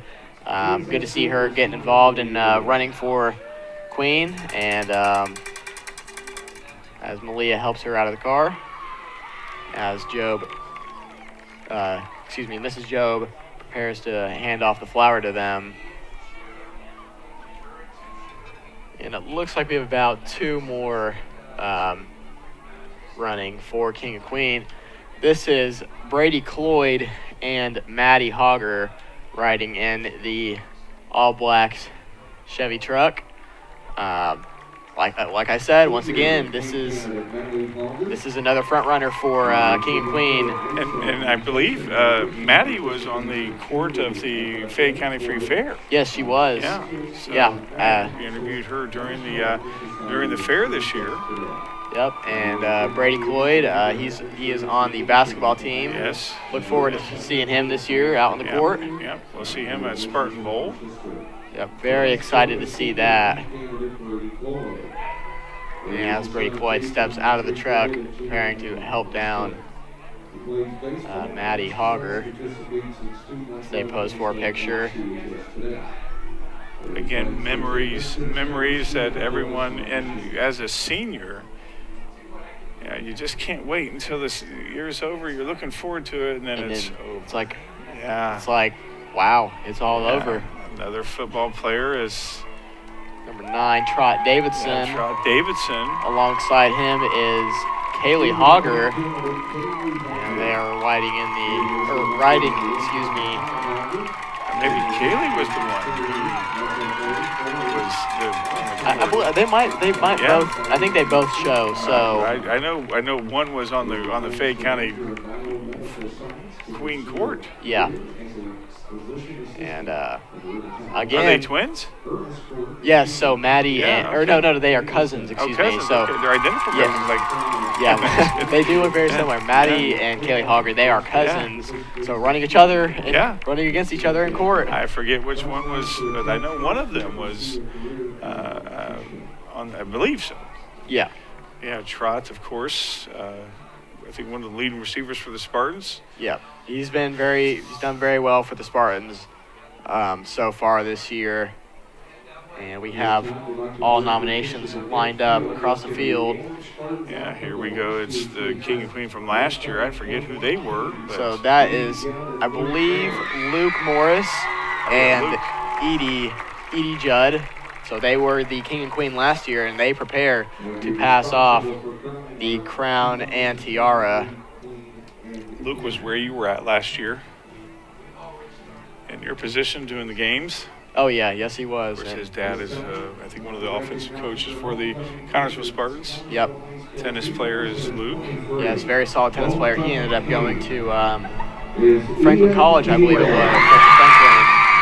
to continue his academic and athletic career at. So that's the king of the Connersville Homecoming 2023. That is King Ian Keel. Your CHS 2023 Homecoming Queen is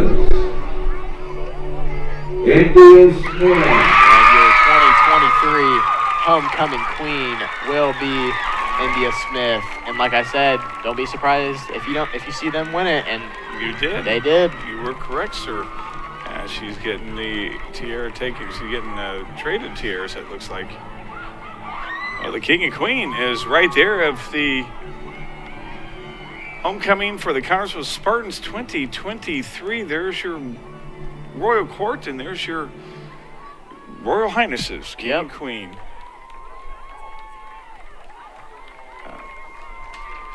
Yeah, these are memories they will never forget. I mean, you're only in high school once, and that's Maddie Hogger coming up to hug Ian, and they all come up to hug them and congratulate them. Like I said, this is something they'll never forget. You're only in high school once, and that is a core memory right there. Absolutely. Connersville down 14-0 at halftime. We have some high school production that we'd like to show you right now. We'll be back after this. As we see it now, they are recognizing Coach Brown with a plaque for number 300. His boys are around him. Spartan Nation is on their feet. We just now learned that Coach Brown is only the second coach in Connersville history to ever come to 300 wins. What an accomplishment by Coach Brown and the boys. Well, when I was hired here, there was someone on the school board that knew a friend of mine who'd been an assistant of mine at Rushville. They reached out to me, and then my wife was from Rush County, so it got us back closer to her family, and actually got me back closer to my family, which is in northern Indiana, so it was a kind of a win-win-win situation. I knew Connersville had a lot of tradition in basketball, but it was also easy in a community like Connersville where basketball was so important to have those high expectations and have kids buy in to what we've been trying to do over the years. I believe in hard work. I don't think that that's the only characteristic that's necessary, but I believe if you are a hard worker, you have a positive attitude, you control those things you can control, I think you can accomplish and do a lot of things, and that's always one of the messages that we share with our players as well. I've just tried to roll up my sleeves and work hard. You're interviewing me right now, and you interrupted me from mopping. I'm in here mopping the weight room. I mopped the gym floor this morning.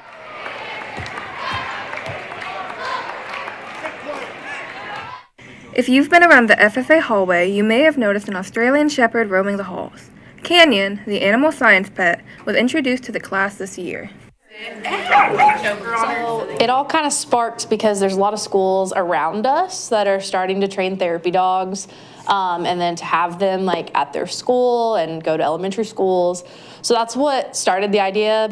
I have a love for dogs anyways, and I was getting Canyon last year and thought it was the perfect time to start with a new puppy and kind of just head this project right on and see what we can turn it into. So my animal science class has done a lot of her training, and then a lot of like figuring out what it takes to become a therapy dog and be certified. The students have really enjoyed having Canyon in their class this semester and are looking forward to spending more time with her for the rest of the year. She's a great dog. She's very pretty, and we all love her. So I really want my students to learn about behavior in general. So it's a lot of like how to act around animals. Dogs are especially one that, you know, we like to think of, oh, sweet little puppies. And I think we forget that those are carnivores that we bring into our house. So it's important for me to teach my students, like, this is something you need to respect. These are things you need to learn and kind of have as life lessons. Because bringing a dog into your home is not just something you should do on a whim. So I think they're learning that, and again, learning kind of behavior of all animals. Obviously, a cow and a dog are different, but if you can learn and teach a dog, then something as docile as a cow is a little bit easier. Canyon is a great addition to the classroom environment, so next time you see the furry little friend, be sure to say hello.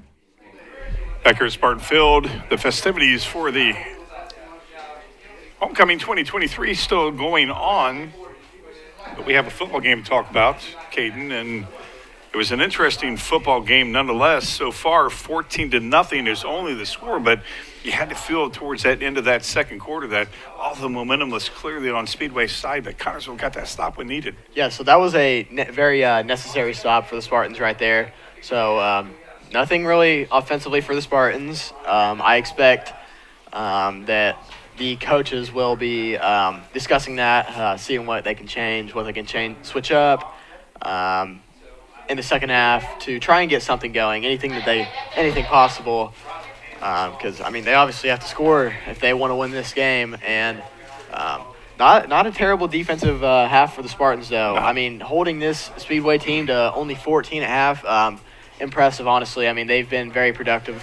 They've chewed a lot of the clock the Spartans have to come away with nothing, but Speedway has chewed a lot of the yardage and have only come away with 14.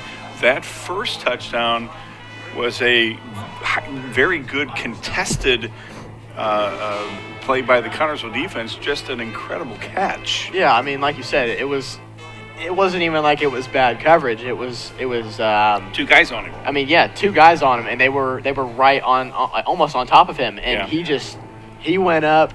I mean, he's not even that tall. I believe he was like 5'9". Yeah. And he played like he was 6'9". Yeah, and he just went up. I mean, he got high. He got really high. It was a Braxton Myers catch. Yes, exactly. And I mean, he just went up and he got it, and that was the first touchdown. Ultimately, I think the Spartans got the stop on the 2-point conversion. Yeah, they did. So that was good. And then I believe their second touchdown, that was also a reception. Beautiful throw from the quarterback. Yeah, that was a nice touch to Mitchell there in the corner of the end zone, the right end zone over there.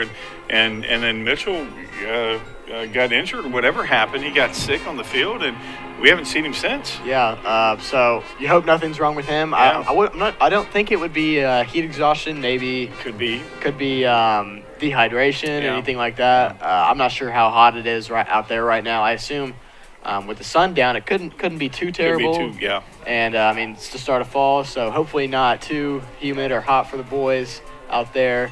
You hope that he's okay. But like you were saying, Charles Mitchell, their leading receiver, and the ball was placed perfectly over his right shoulder. Yeah, and I mean, he just received it with 2 hands and didn't even have to stop his stride. Nope. I mean, Moreland has been very, very accurate.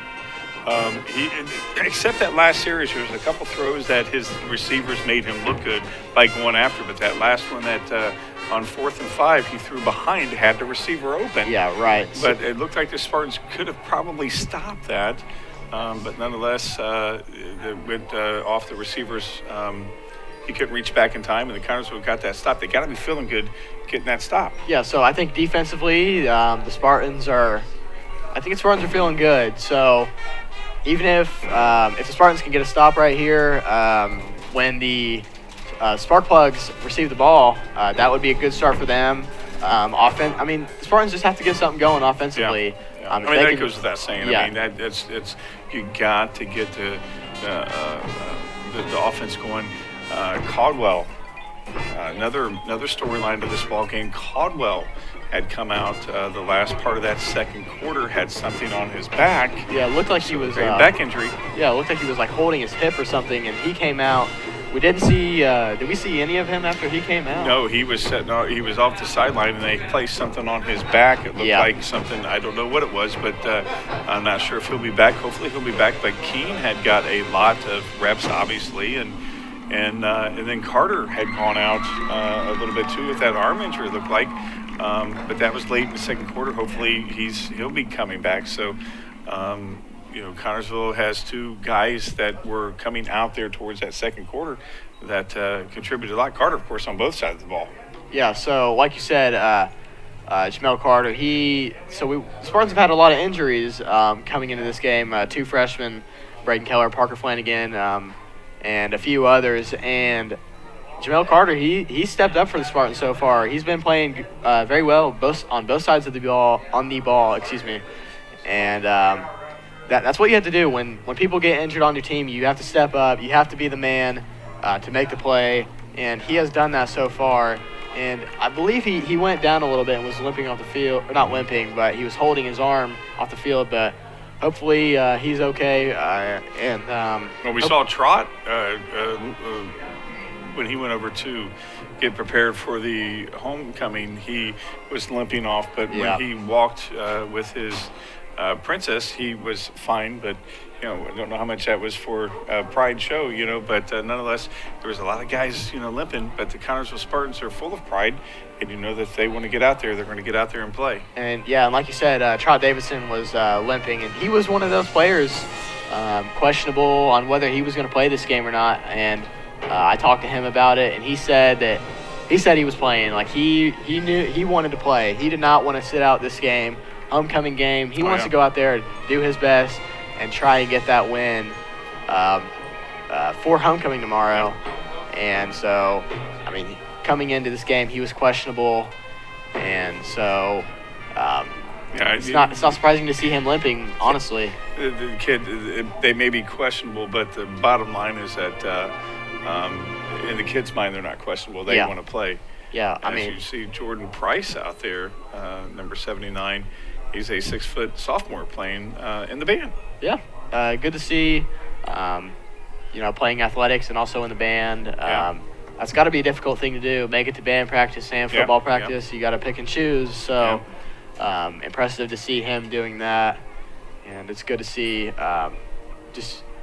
students getting involved in sports and extracurriculars, and you love to see that.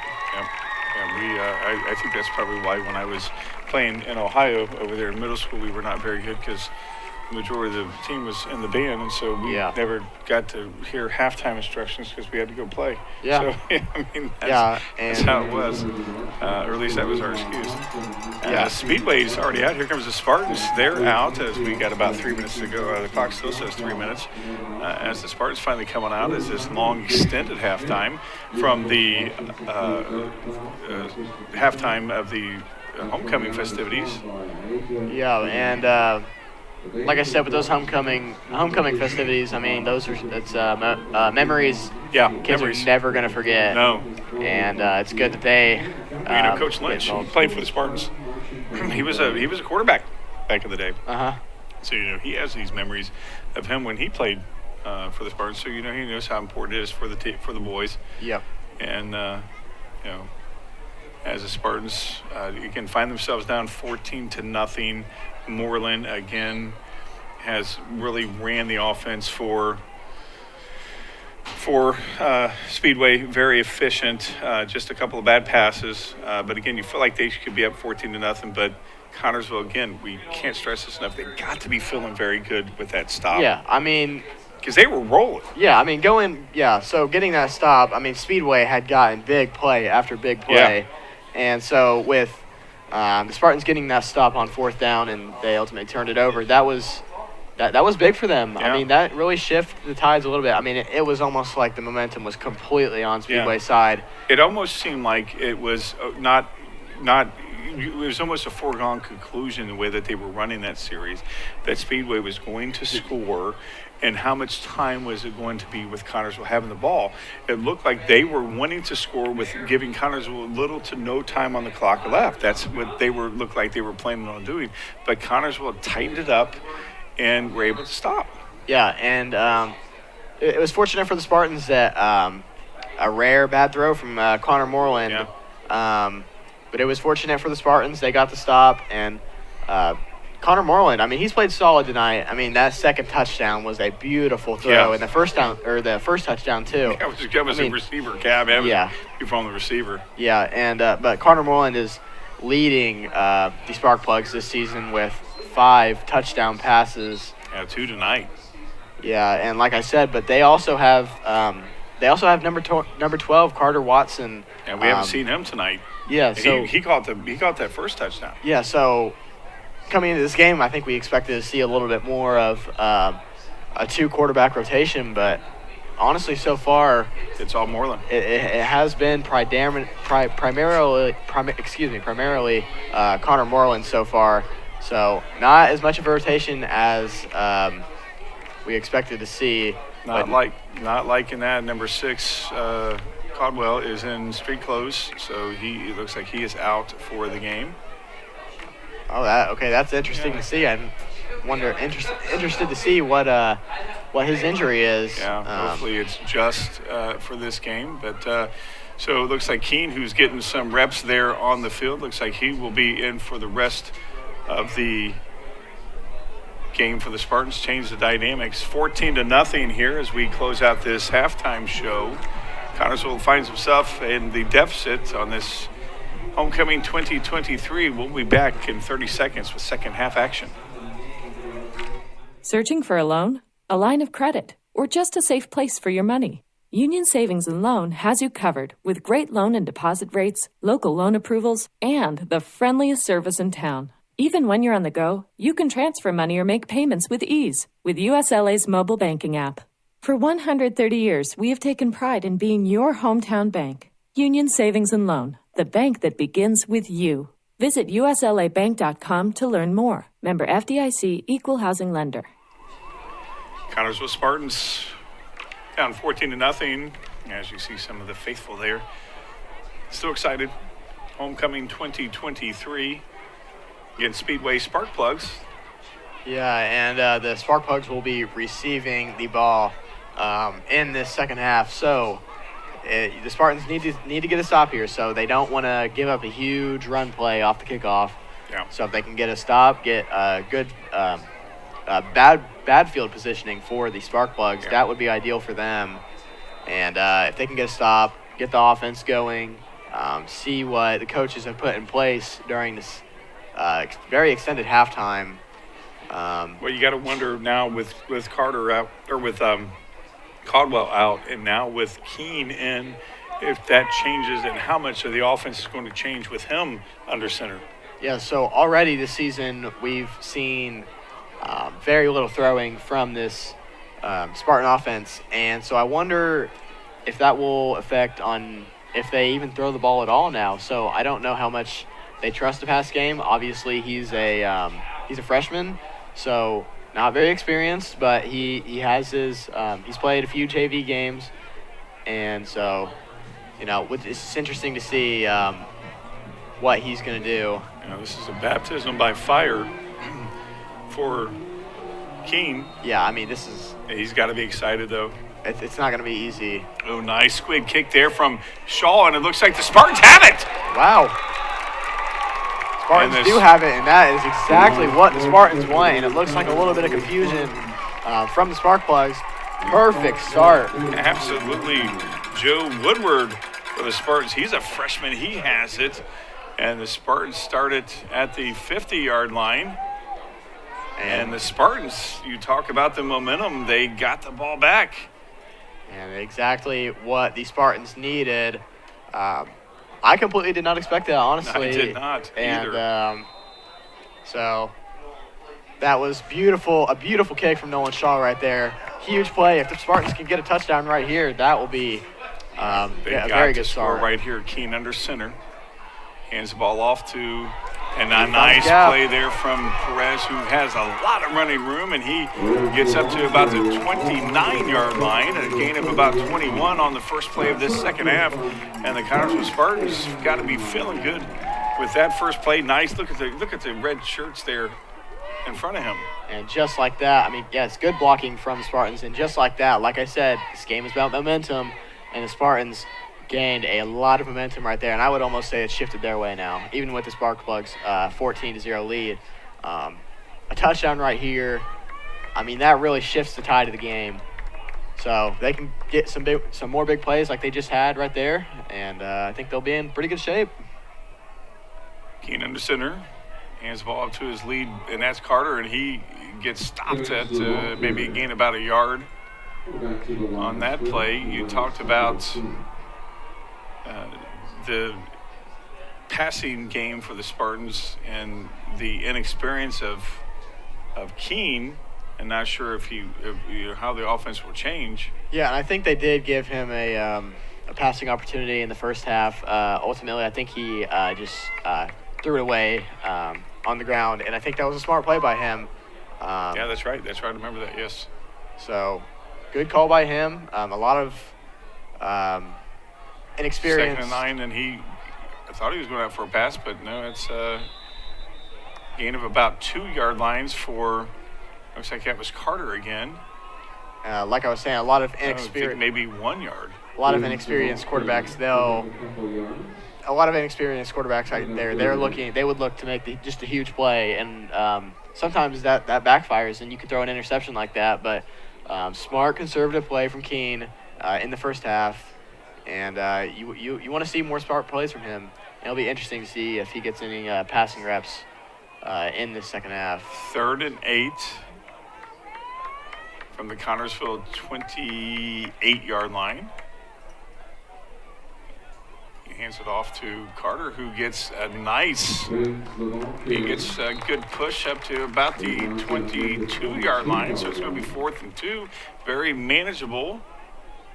And that was number 12 for the Spartans. Yeah, number 12. Matt Coombs for the Spartans. I just saw the 2. Yeah, so his first rep of the night. He is a sophomore. Yeah. Good friends with him. He's a good kid, and he goes out there and plays his heart out every night. Fourth and 2 for the Spartans, trying to draw an offside from Speedway, and they're they got it. Connorsville calls a timeout. Oh, okay. I thought I saw one of the I Speedway did players too. slip. 9:42 to go. Connorsville down 14-0. They take a timeout. We will too. We'll be back in 30 seconds. Wilson Lawson Myers Insurance Agency is dedicated to protecting you and your family at a price you can afford. Wilson Lawson Myers are licensed insurance professionals striving to be your agency of choice.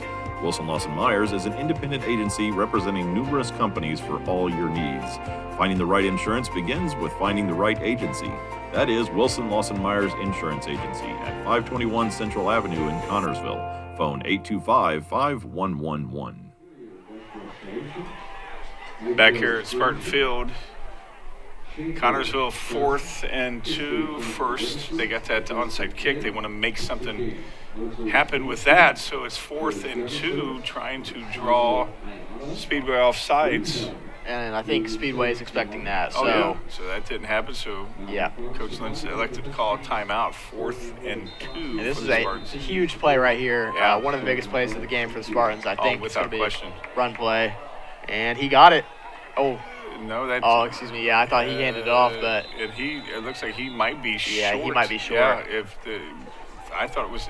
They're going to place him a little short, so that looks like that will be a turnover on downs for the Connorsville Spartans, and Speedway will get the ball. Looks like it will be at the 21-yard line.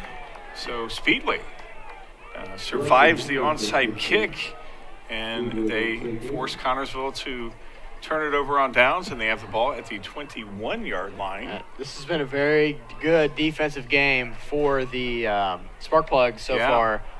They have not given the Spartans really much of nothing. Obviously a good onside kick recovery by the Spartans, but ultimately it didn't matter. All it got us was good field positioning for the defense, so that's good. Moreland out to Mitchell. Mitchell back in, and he has got the first down and then some. And he's dragged down to about the 49-yard line. And look at this explosiveness right here. Good throw. He Good might catch. be the fastest player we have seen.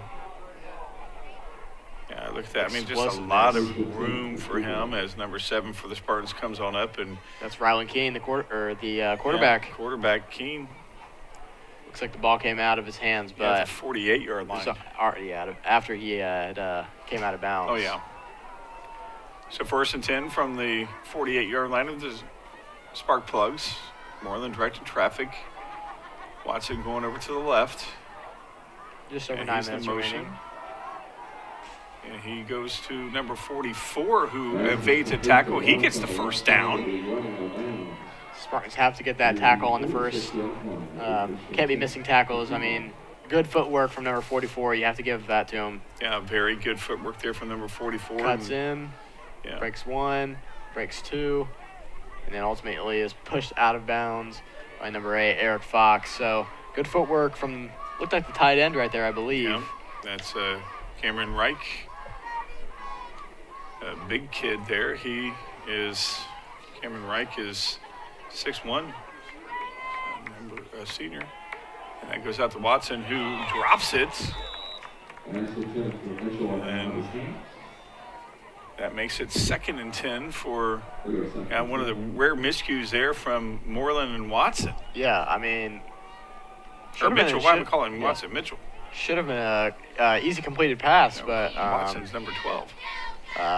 There was obviously a drop right there, so good break for the Spartans, and it looked like they had 3 receivers lined up, 2 going deep and 1 just kicked out to the right, and it seems like they like those plays where they just kick it out to either left or right side. They have a lot of green space there as Coleman gets met at the line of scrimmage, and he may have lost a yard on that. That was a huge tackle. Yeah. That was that number 70. Looks like there may have been a hold on him. Huge tackle. Yeah, that was number 70. Ian Renfro on that one. 3rd and 10 now. Connorsville feeling good about this. Yeah, so, I mean, obviously didn't get the touchdown or the any points on the board to start out with their first offensive spell of the game, but 3rd and 10 right here. The Spartans can get something.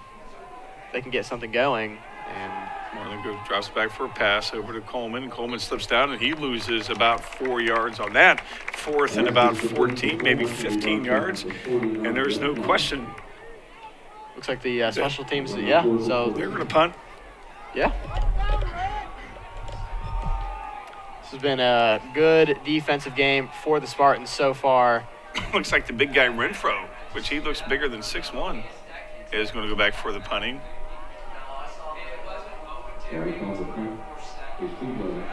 And deep for the Connersville Spartans. It looks like it's Keene. And that's a nice kick there from. Very good punt. Yes, and it takes a slight Connersville bounce, and it's picked up at about the 19-yard line. That's where Connersville starts. 7:29 to go here in this third quarter. At some point, Connersville's offense has to put some points on the board. Yeah, so little under 7:30 remaining in this third quarter. I mean, they still have time. I mean, plenty of time.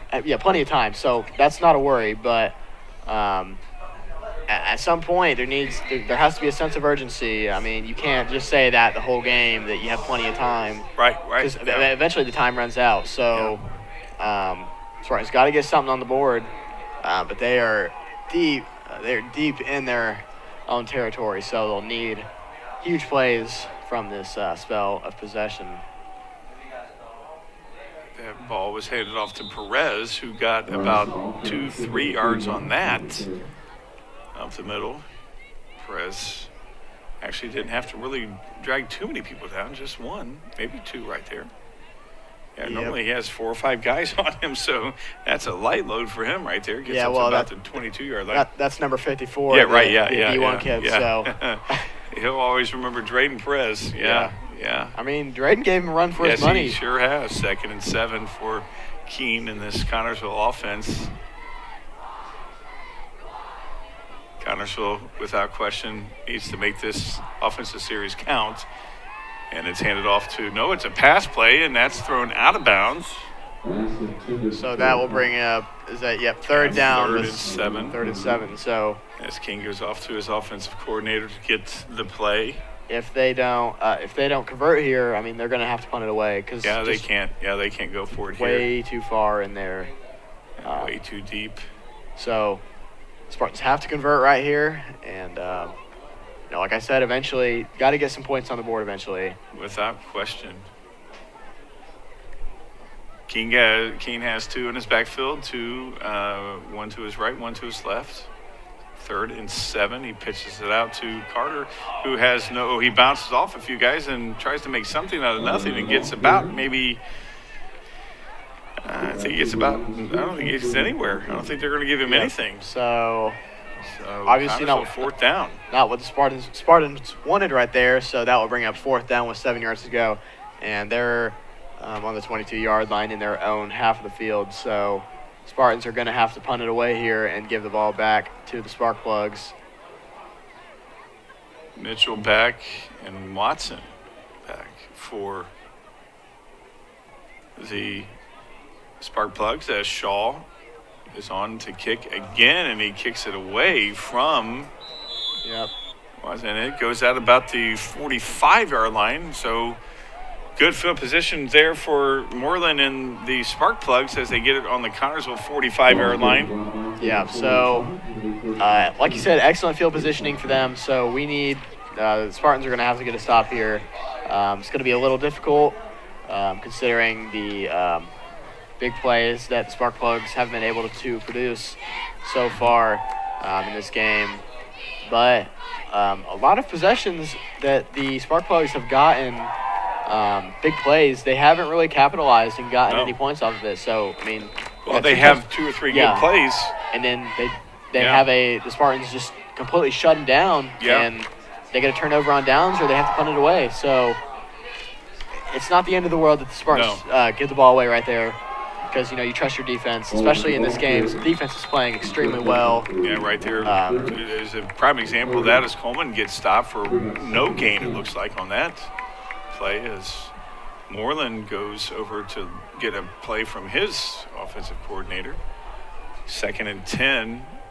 The line for the Spartans has really tightened up this ball game, Caden. Yeah, and you just have to wonder how different this game would have gone if that guy had made that crazy catch. Yeah, that and how Spartan injuries. Yeah, blitz coming, and that pass was right through the hands of number 4, Ben Wilson. Yeah, Wilson dropped. That was a perfect play. As Moreland read the blitz well, as Perez was picked up by the running back, and now it's 3rd and 10 for the Sparkplugs. And one thing about this offensive series, Caden, that's been different is that they don't have these, because they have a couple big plays always, and they have a big play on this one. 3 wide to the left, 1 to the right. They haven't even gained a yard yet so far in this possession, but knock on wood. So Coleman in the back, Moreland going out, and he's got 13 wide open, and it is through his hands. And now all of a sudden the receivers for Sparkplugs cannot catch the ball, and the Spartans have forced them to come back and punt as Renfro's out again. I mean, I am surprised. Like this Spartan defense has been playing extremely well. We got some gifts on those drops on that. Yeah. So we got to capitalize on that. Yeah. So, I mean, I think it's a bit to the receivers' fault for the Sparkplugs that they haven't extended their lead even more. Well, they're the reason why they got the lead. Yeah. Also, so it's just trade-offs, but. Yeah. Kick away from Keene as it takes a Sparkplug bounce going into Connersville territory about the 11-yard line, and that's where Keene and the offense of the Spartans will take over from the 11-yard line. Yep, so Spartans, just under 5 minutes remaining in this third quarter. Spartans get a fresh set of downs, new possession, but they are deep in their own territory, so it'll be interesting to see how this goes. I mean, nothing yet has come from the Spartan offense. Speedway getting the shutout so far this game. I've been impressed with this Sparkplug defense. Absolutely, they have read and they have dominated at the line. I mean, they have given up a few good plays, but they haven't broken. Yeah, so even after giving up those big plays, they don't stop. They just nice run there, and it's clogged up immediately. It looked like there was a lane open, and he cut back. Yeah, and that was Braden Perez. Looked like again right there. Finds a lane to his left, and I think should have just kept going because he cut right back into 3 defenders, but. I think he's used to having guys carry. Yeah, so probably a little bit surprised to see some open field. So I think he cut back, but no gain for the Spartans. No gain on that on the 11-yard line. 2nd and 10 for Keene and the offense. 2 in the backfield for Keene. Ball he pitches snapped. It out. Yep. And that is. Looks like that was Perez again, and he gets about maybe 3 yards on that, so it's going to be about 3rd and 7, maybe 4. We'll see what he gets. Again, 4 or 5 guys always around Perez when he gets the ball. I mean, yeah, they swarm him, and that brings 5-yard. 5-yard. You get a 5-yard gain on that, yeah. So 3rd and 5. So Connersville has not had too many 3rd and longs. 3rd and 5 from the 16-yard line. Connersville you have to go down here. 14-0. Yeah, that's another pitch out, and that's Perez. He's got the first down and then some, and he's taking a few guys with him as he crosses the 30-yard line to about maybe the 34. We'll see where that's at as Drayden Perez gets the first down. And the story with Drayden has not changed yet this game. I mean, he is just bulldozing his way. We'll see how many defenders he takes with him. So number 8 comes from behind, grabs onto him. Number 5, and then number 3 comes in. I mean, yeah, it took 3 people to eventually take him down. So, I mean, he's a big kid. If you know him in real life, he's very built. He's a good kid, too. He's a good kid. Very soft-spoken, very fun. I see him at Kroger all the time. First and 10 now from the 33-yard line as it's given to number 12 for the Spartans, and that is Matt Coons. And Matt gets back to, man, I think he may have gained about a half yard on that. Still, they're going to call it 2nd and 10. No, they'll give him a yard on that. 2nd and 9 for the Spartans. Yep, so just under 3 minutes remaining in this third quarter. Spartans need to put something on this board going into the fourth quarter. Connorsville has kind of stretched the offense out a little bit, kind of done some pitch plays. And I think the pitch plays, just pitching it off to the running back, have been the most successful for them so far. Seems like the Sparkplugs have been able to read the run up the middle. That's a fumble, and Keene picks it back up, and he's met with a whole lot of white jerseys, and he's thrown back for a loss. That's going to be 3rd and long for. Oh, he only lost I thought he lost a lot more than that, so he got a little bit of break on that, so it takes it right back to about the original line of scrimmage, so 3rd and 10. Could have been a lot worse than what it was. Yeah, had the Sparkplugs recovered that right there, that would have been detrimental to the Spartans. Oh, without question. And could have resulted in a Sparkplug touchdown, extending their lead even more. And you don't want to have Speedway extend their lead any more than it already is going in. 3rd and 10. Perez with the ball. He drags a few players up to about the 38-yard line. So that won't be enough for a Spartan first down. So the Spartans. 4th and 5. We'll see what they do now. And if the Spartans are going to go for it or bring out Nolan Shaw, we'll find out what he's going to do. Ultimately, you have to go for it. So I don't see Shaw coming out. Here comes Shaw now. Yeah, he's coming out now. So I think the Spartans will punt it away. They might save going forward on 4th down in the fourth quarter. So we still got a whole quarter to go. So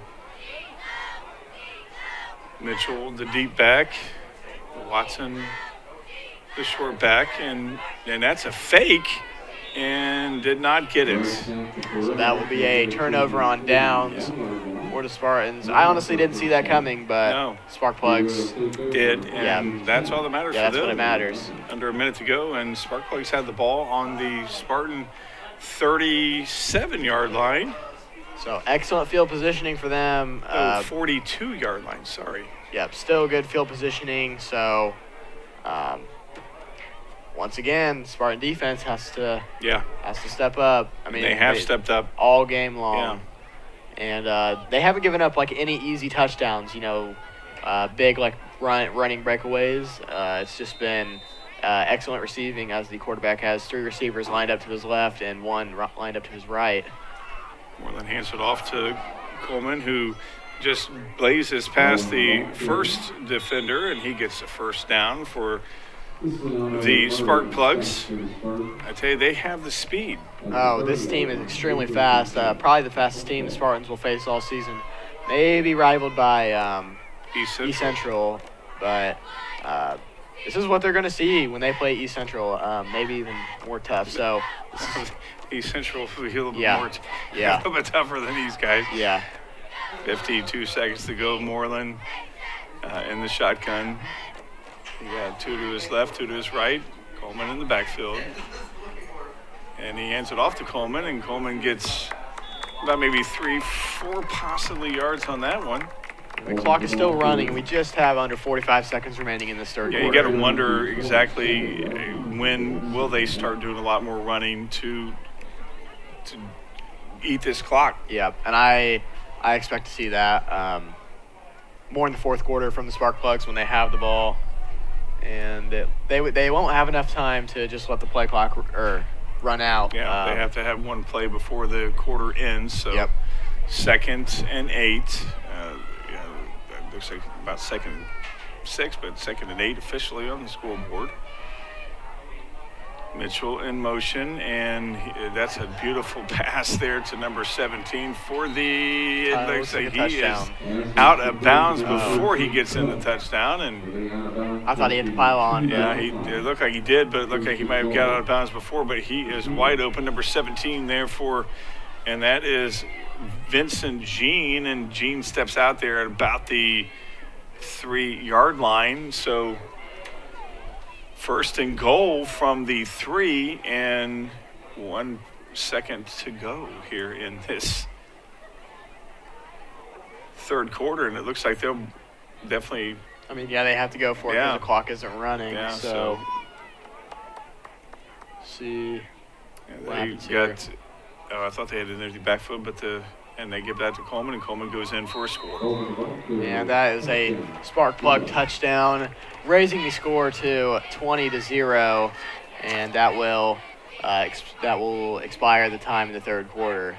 They will go for the 2-point conversion before we end this third quarter, and of course, go for the 2-point conversion. Obviously, they don't have any kicking games, so they'll go for the 2-point conversion right here to possibly put it up to 22-0.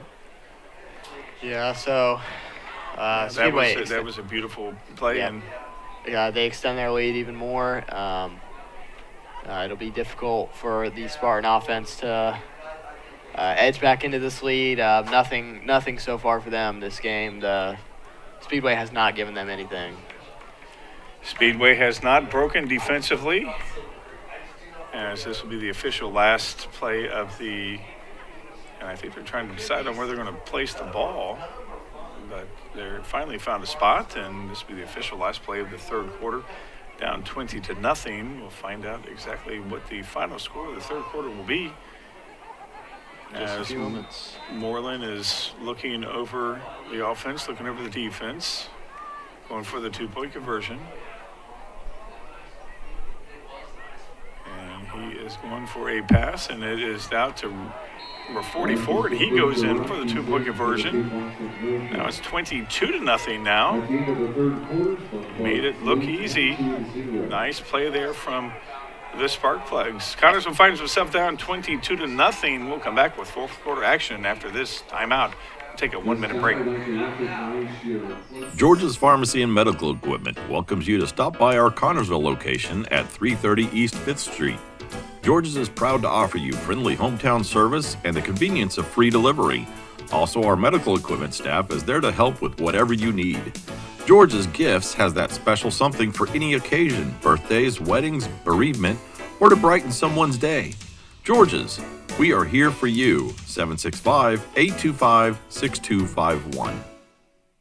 It's events like this game that make our community such a great place in which to live, work, and play. All of us at FCN Bank applaud the CHS Spartans for their hard work and dedication. Thank you for reminding us once again why we all choose to call this place home. FCN, building stronger communities, one great local event at a time. Go CHS Spartans. Good luck. FCN Bank, member FDIC.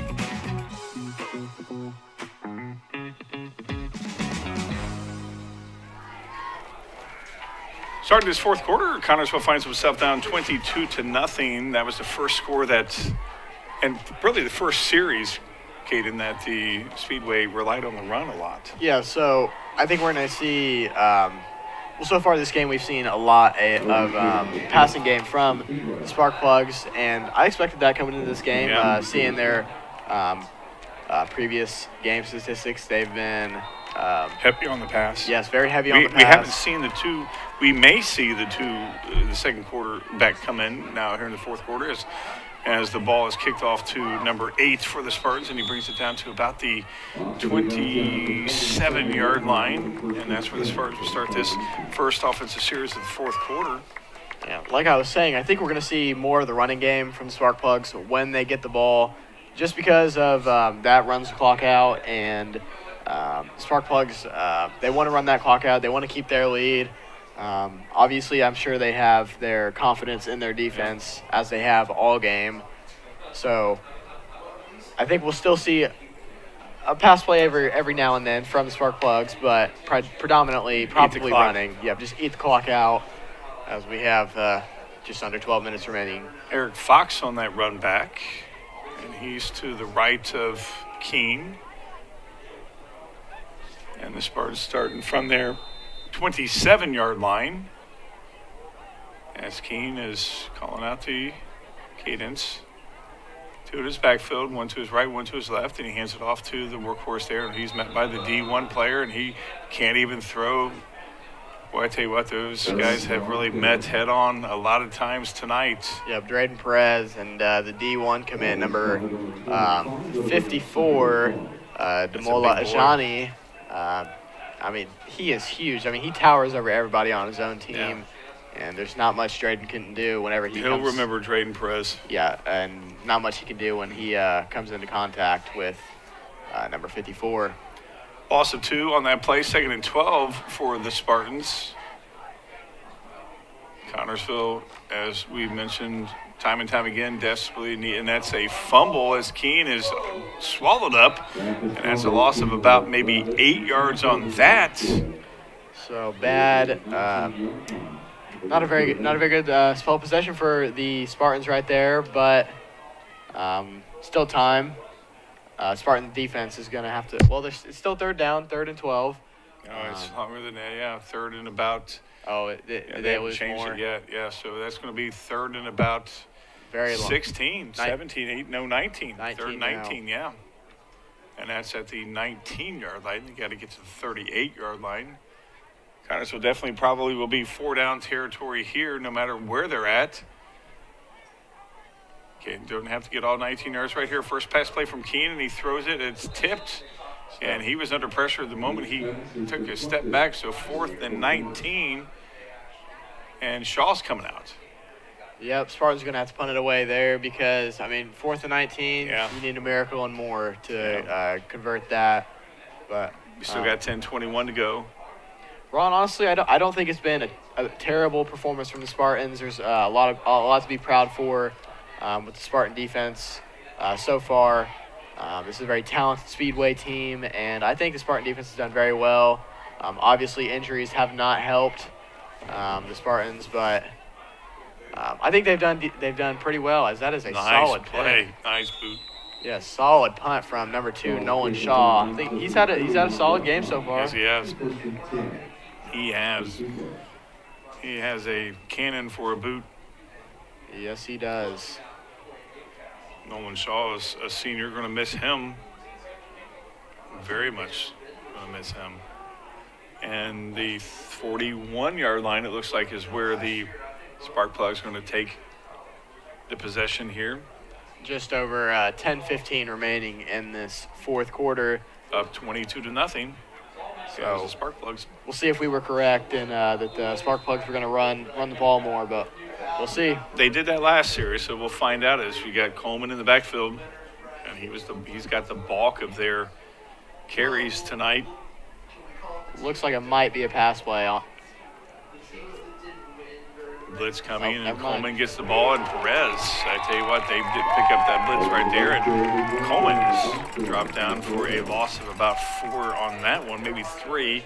Nice play from Perez. I tell you what, he's only played a couple years of football, and you'd think he'd played since he was a little kid. And he did that last week, too. Yeah. He ran multiple times. He ran straight through that Rushville offensive line, and he just blitzed hard, and he got tackles just like that last week, and he's really been putting in his work tonight on both sides of the ball, and he's really been a bright spot for the Spartans. Yes, he has. Too bad he's a senior. Yep, they're going to miss him next year. 2nd and about 12, 13, 14. Mitchell with the ball, and that's going to be a hold right there as Mitchell is trying to make something out of nothing. He's finally got out of bounds, but that should be a hold. We'll see what the official call here is here in a second. Looks like there was a hold. Yep. Holding. I thought I saw one. And that's going to push them back even more. So once again, I would almost good start. I would almost take the downs, make it 3rd, and that's 3rd. It'd be 3rd and 14, but yeah, they're going to decline it. Yeah, 3rd and 14. I'd take the downs. So it's now going to be 3rd and about 14. Yeah, take the downs. Don't give them, even though it goes back. You still now it's 3rd and 14. Yeah, and that bring, 3rd and 14 for the Sparkplugs. So. Good positioning for the Spartan defense right here, and it's been impressive tonight. The Sparkplugs have not turned the ball over at all, I don't believe. So turnovers haven't really been there for the Spartans defensively. So We've forced them turnover on downs a few times, but they've not capitalized. And as one of them goes out and he overthrows. It looked like. Yeah, that was Watson there. He overthrew. No, that's number 17. So that will bring up 4th down and Vincent 14 to Jean. go. Yeah, so they're going to be punting as was that Cameron Reich is out there. Yep, so that will bring up just under 9 minutes remaining in this 4th quarter. And the Spark Plugs will punt the ball away, looking to get It's a ball was low rolling. punt, and that's not a good punt at all. And it's going to be on the Spark Plugs side of the field as Connersville has good field position. That's one thing we cannot complain about. Connersville has had good field position all tonight.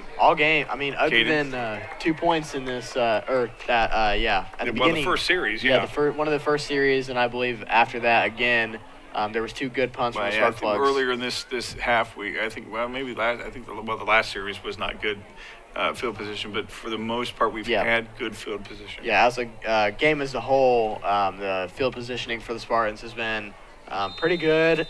Just haven't been able to take quite much advantage of it. So the Spartans look to capitalize on the good field positioning right here. Keene looking over the defense. Perez behind him, 3 to his left. Keene gets the ball, or Perez gets the ball, and he drags Coleman with him for about 4 yards. It just seems like nobody but number 54, Demola Ajani, can stop him, because it seems like every time someone's on him, Drayden just takes them with him, and it ultimately takes like 3 people to just stop him. So, our line has, number 54, we have done a decent job containing him. Yes. I mean, he's made some good plays, obviously. Carter under center. Got 2 in the backfield. And he hands it off. No, I thought he was. And that is almost for a first down. Looks like they're going to get pressed short of the first. It's going to be 3rd and very short. That fooled me. Yep, so I think that'll bring up like 3rd and short. Just about inches. So Spartans have to convert here. Don't want to have a loss of yardage. 3rd and, as you called, inches, very, very short. And I tell you, I was going to say, I'd go for and he got a lot more than. More than he needed. There was nobody right over the center. So there was no doubt we knew what Keene was going to do on that. Good spell of offense right here from the Spartans so far. They need to keep that going because the Spartans are still down 22-0 with just under 7:30 remaining in this 3rd quarter. Looking at the Spartan sidelines, there's so many kids and their street clothes and slings, and it's just the injuries have killed the Spartans. Has played a difference in this ball game as Keene's under center. And I can't help but wonder what. We have a full team. Yep. And that's a nice. Well, that fooled me. Where'd it go? It really nice. And that was. I thought it was to number 3, but no, it was to Watson. Yeah, nice fool there from. I think got some of the Spark Plugs too on that. Yeah. So good. Number 8 though. Good play call, but number 8 meets Drayden Perez with the tackle. They only gave him a gain of about 2 yards on that. Looks like he got about more than that. So that'll bring up 2nd down with 8 yards to go. Only 2. 2nd and 8. As the Spartans scoreless so far this ball game. And it's a pass play as Keene goes up to Davidson, who gets the pass, and is that a gain of anything? No, he might have get up, or did he catch it? I can't tell, but nonetheless, it's 3rd down and 8. Davidson's slow to get up. Yeah, he's taking a beating tonight. Yeah, he's definitely, there's something ailing him. And of course, he's not going to come out. Trott's not going to come out. Oh no, he wants to stay out there the whole time. Yeah. Unless he's forced to come out, he's staying in. Yeah. That was the 2nd pass play for Keene. 3rd and about 8, and he hands it off to Perez, who gets a little closer to the first down. It's about 6 yards on that. Yeah, and I think Spartans are going to have to go for it here. Without question. No chance they punt it away. Just too short, and I mean, because they have to. Yeah, obviously at this point. Well, I tell you what, it looks like he's gaining a little bit more than they're giving him. Yeah, and it looks like Perez is limping a little bit, and it's not surprising with how many carries he's got in this game. Yeah, the Spark Plugs have taken a timeout. 5:50 to go. They're leading 22-0. We'll take a timeout too. We'll be back in 30 seconds. Are you thinking about buying or selling your home? Stay local and call Trish Smith at Better Homes and Gardens First Realty Group. She will walk you through the process to make an easy transition and lead you to your dream home. Please contact Trish at 265-2663 to begin your journey today.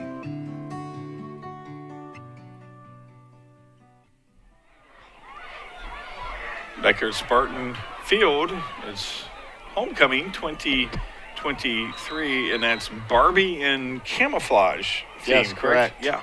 So interesting theme. Pretty big cheer block. Yeah. Homecoming night. So and they're still you fired expect up. that, and the cheerleaders passing off the shirts to the fans as the Spartans line up, looking to just edge their way into the Speedway lead. Yeah, 4th and 5 from the Connorsville 30-yard line. Well, it's actually about 4th and 3 because Keene with the ball. He pitches it out to Perez, who gets a little bit of a lane, and not sure if he gets enough of the first down. It looks like he's stopped a little bit short, and he is. That's unfortunate. Yeah. It looked like he was going to have it, and talked about containing 54 right there. He wasn't contained. Yeah, not at all. And he wraps his arm right around Drayden and pulls him down. Not much Drayden can do there. So Connorsville turns it over on downs, and we mentioned before about eating the clock. You think this might be it, Caden? Yes. That's the only thing that would make sense. I don't think it makes much sense for Speedway to go for much huge pass plays. Because it stops the clock if they get out of bounds, then that does stop the clock. So or incomplete passes stop the clock, and Connorsville, and they're talking about a pass. But there's one right there, and it's to the sideline, and that's number 17, Gene, and he gets the first down. And he's excited about that play. Sure he is. Yeah, just when we thought they were going to go ahead and pass, they decided to go ahead or we're going to run. They decided to go ahead and pass, and Gene does a couple of shuffling, and he gets enough for the first down, and it looked like he did get out of bounds, so they stopped. No, the clock went, so he didn't get out of bounds. So first down for Speedway. They're at the 41-yard line. Just over 5 minutes remaining in this game. Yeah, up 22-0 over Connorsville. Homecoming 2023 high snap. That's given to Coleman, who goes right up the middle, and he plows his way through the Spartan defense. Wow. Yeah. Very heavy hit from him right there. Yes, he goes right up the middle, and number 54. I tell you, you got him blocking for you. Oh yeah. Got to be an excellent blocker for that team, and he's got to be a difference maker with on their offense. Sure is. 2nd and 1 for Speedway from the 50-yard line. Moreland, of course, in the shotgun, 3 to his left, 1 to his right, and Coleman in the backfield, and it's a pass play to Gene. Gene zigs and zags, and he's got a blocker ahead of him, and he's going to go out of bounds. Not sure where they're stopping the clock, but nonetheless they are, and that's a first down again for the Spark Plugs. And that's just, we've seen a lot of those plays today. Kicking the ball out to the left or right, quarterback. And they've been very successful so far this game. And the blockers ahead. Yeah, the blocking has been very good for the Spark Plugs so far this game. And that's why it's been so successful for them. Yeah. Ball's at the 37-yard line. Moreland, of course, in that shotgun. He hands it off to Coleman. Coleman gets a nice lane, has a nice lane. And he goes through a Spartan defender and through some more, and he has the first down. That's a Drayden Perez type play right there. That's a Drayden Perez run. He gets enough for a first down right here. Look at that. He goes. That's number 1, Tyrese Johnson. Is that his first carry? Oh, of the yeah, game? yeah. This may have been. From here, Tyrese Johnson. Unbelievable. Nice play there from Johnson. Very impressive spell of possession for the Sparkplugs right here. You don't want to. The Spartans don't want to see Speedway extend their lead anymore, as time is ticking and we have just under 3:45 remaining in this game. Yeah, Connorsville down 22-0. Moreland passes, and that goes through the hands of Watson right there. 2nd and 10 from the 23-yard line. Is what the next play will be as Moreland goes and gets instructions from his offensive coaches. And, not much running like we thought. But the passes are efficient. Yes, they've been efficient for the Sparkplugs all game.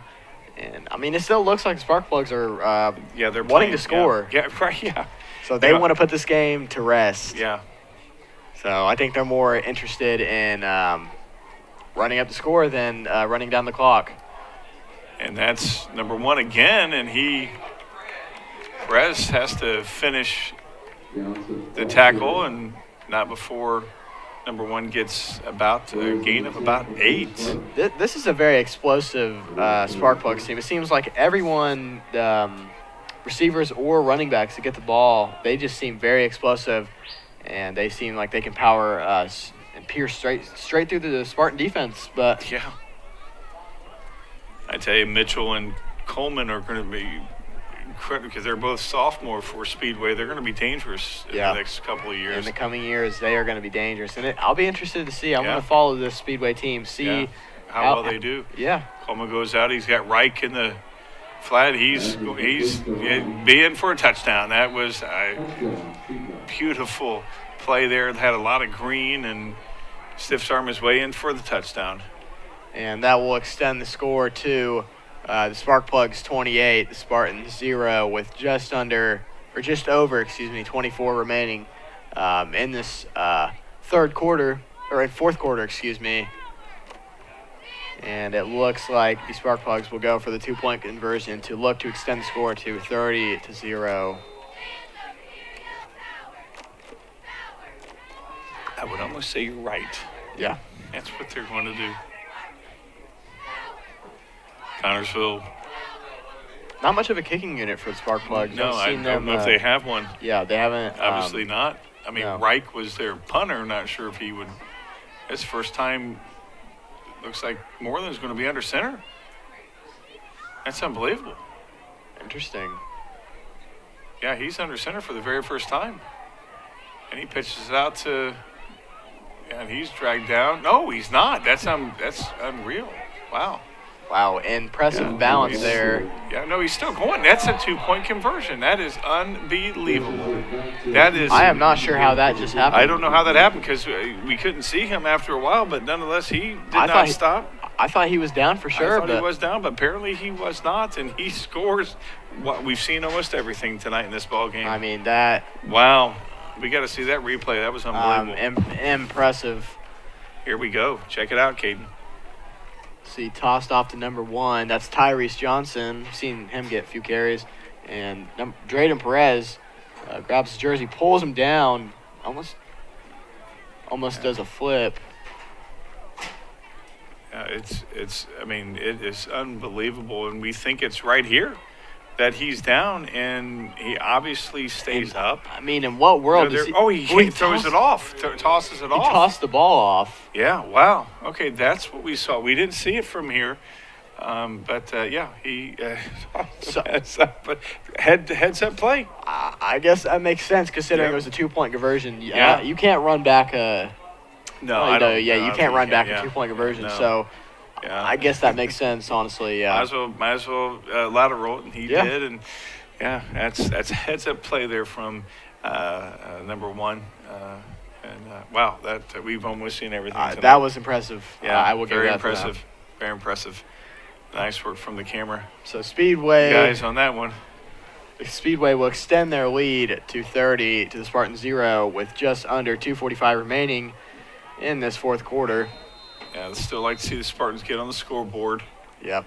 As that's a nice kickoff, and that drives the Spartans defenders inside the 10-yard line. Number 8 for the Spartans goes wide. He's blockers. And he's got the big Reich there. I think Reich looks bigger than 6'1". And he gets to about maybe the 16-yard line. Maybe we'll find out exactly where he gets spotted at. So not a kicking unit, we haven't seen a kicking unit for the Spark Plugs, but wow, that was a huge kick from the Spark Plugs kicker. And that was number 8 on the run back, Eric Fox, who he's did a lot of running tonight. Did a lot of running on that one, and tried to make something out of nothing on that, and gets dragged out of bounds at about the 16-yard line. So that's where the Spartans will start here. 2:30 to go, down 30-0. You don't want to get shut out on homecoming. Yep. So I mean, if Spartans can get on the scoreboard here, then Perez is out. He's walking on the sideline. He's limping on the sidelines, I should say. I imagine he's frustrated, but it's one of those nights, and it is what it is, and it happens. Hand off to Carter, it looks like. No, that's number 12 for the Spartans. And that's Matt Coons. So the clock will continue running, and we have just over 2 minutes remaining in this ball game. Yeah, I don't foresee the Connersville Spartans taking any timeouts unless they get deep into their own territory. Caldwell got lost late in that second quarter. And it's just another injury added to the list for the Spartans. Yeah, Parker is out. Braden Keller. Keller's out. And now Perez is getting treatment. Buchanan as well. Yeah, Buchanan's out. We haven't talked much about him, but he's one of the Spartans, if not the Spartans' best player. So, and that's a loss of yards right there for the Spartans as Kuhn is there. So you look at the Spartans' schedule coming up. Got East Central next week. That's like playing an NFL team. Yeah. That's probably the Spartans' easily their toughest opponent of the year. Without question. And they won state last year, didn't they? And they have a running back. I think he's committed to a Division I university already. I wouldn't doubt it. And 3rd and 12. I believe he's going for Mr. Football. And that's to Carter, and Carter gets, and he loses a shoe, and he gets dragged down at about the 18-yard line. And that was, it looked like number 8, Jerron Smith with the hard tackle. Lost a shoe on that. And so now it's 4th down and less than 30 seconds to go. Connersville will go for the 4th down. And we're under 25 seconds to go. So I think the Spartans might take a kneel right here.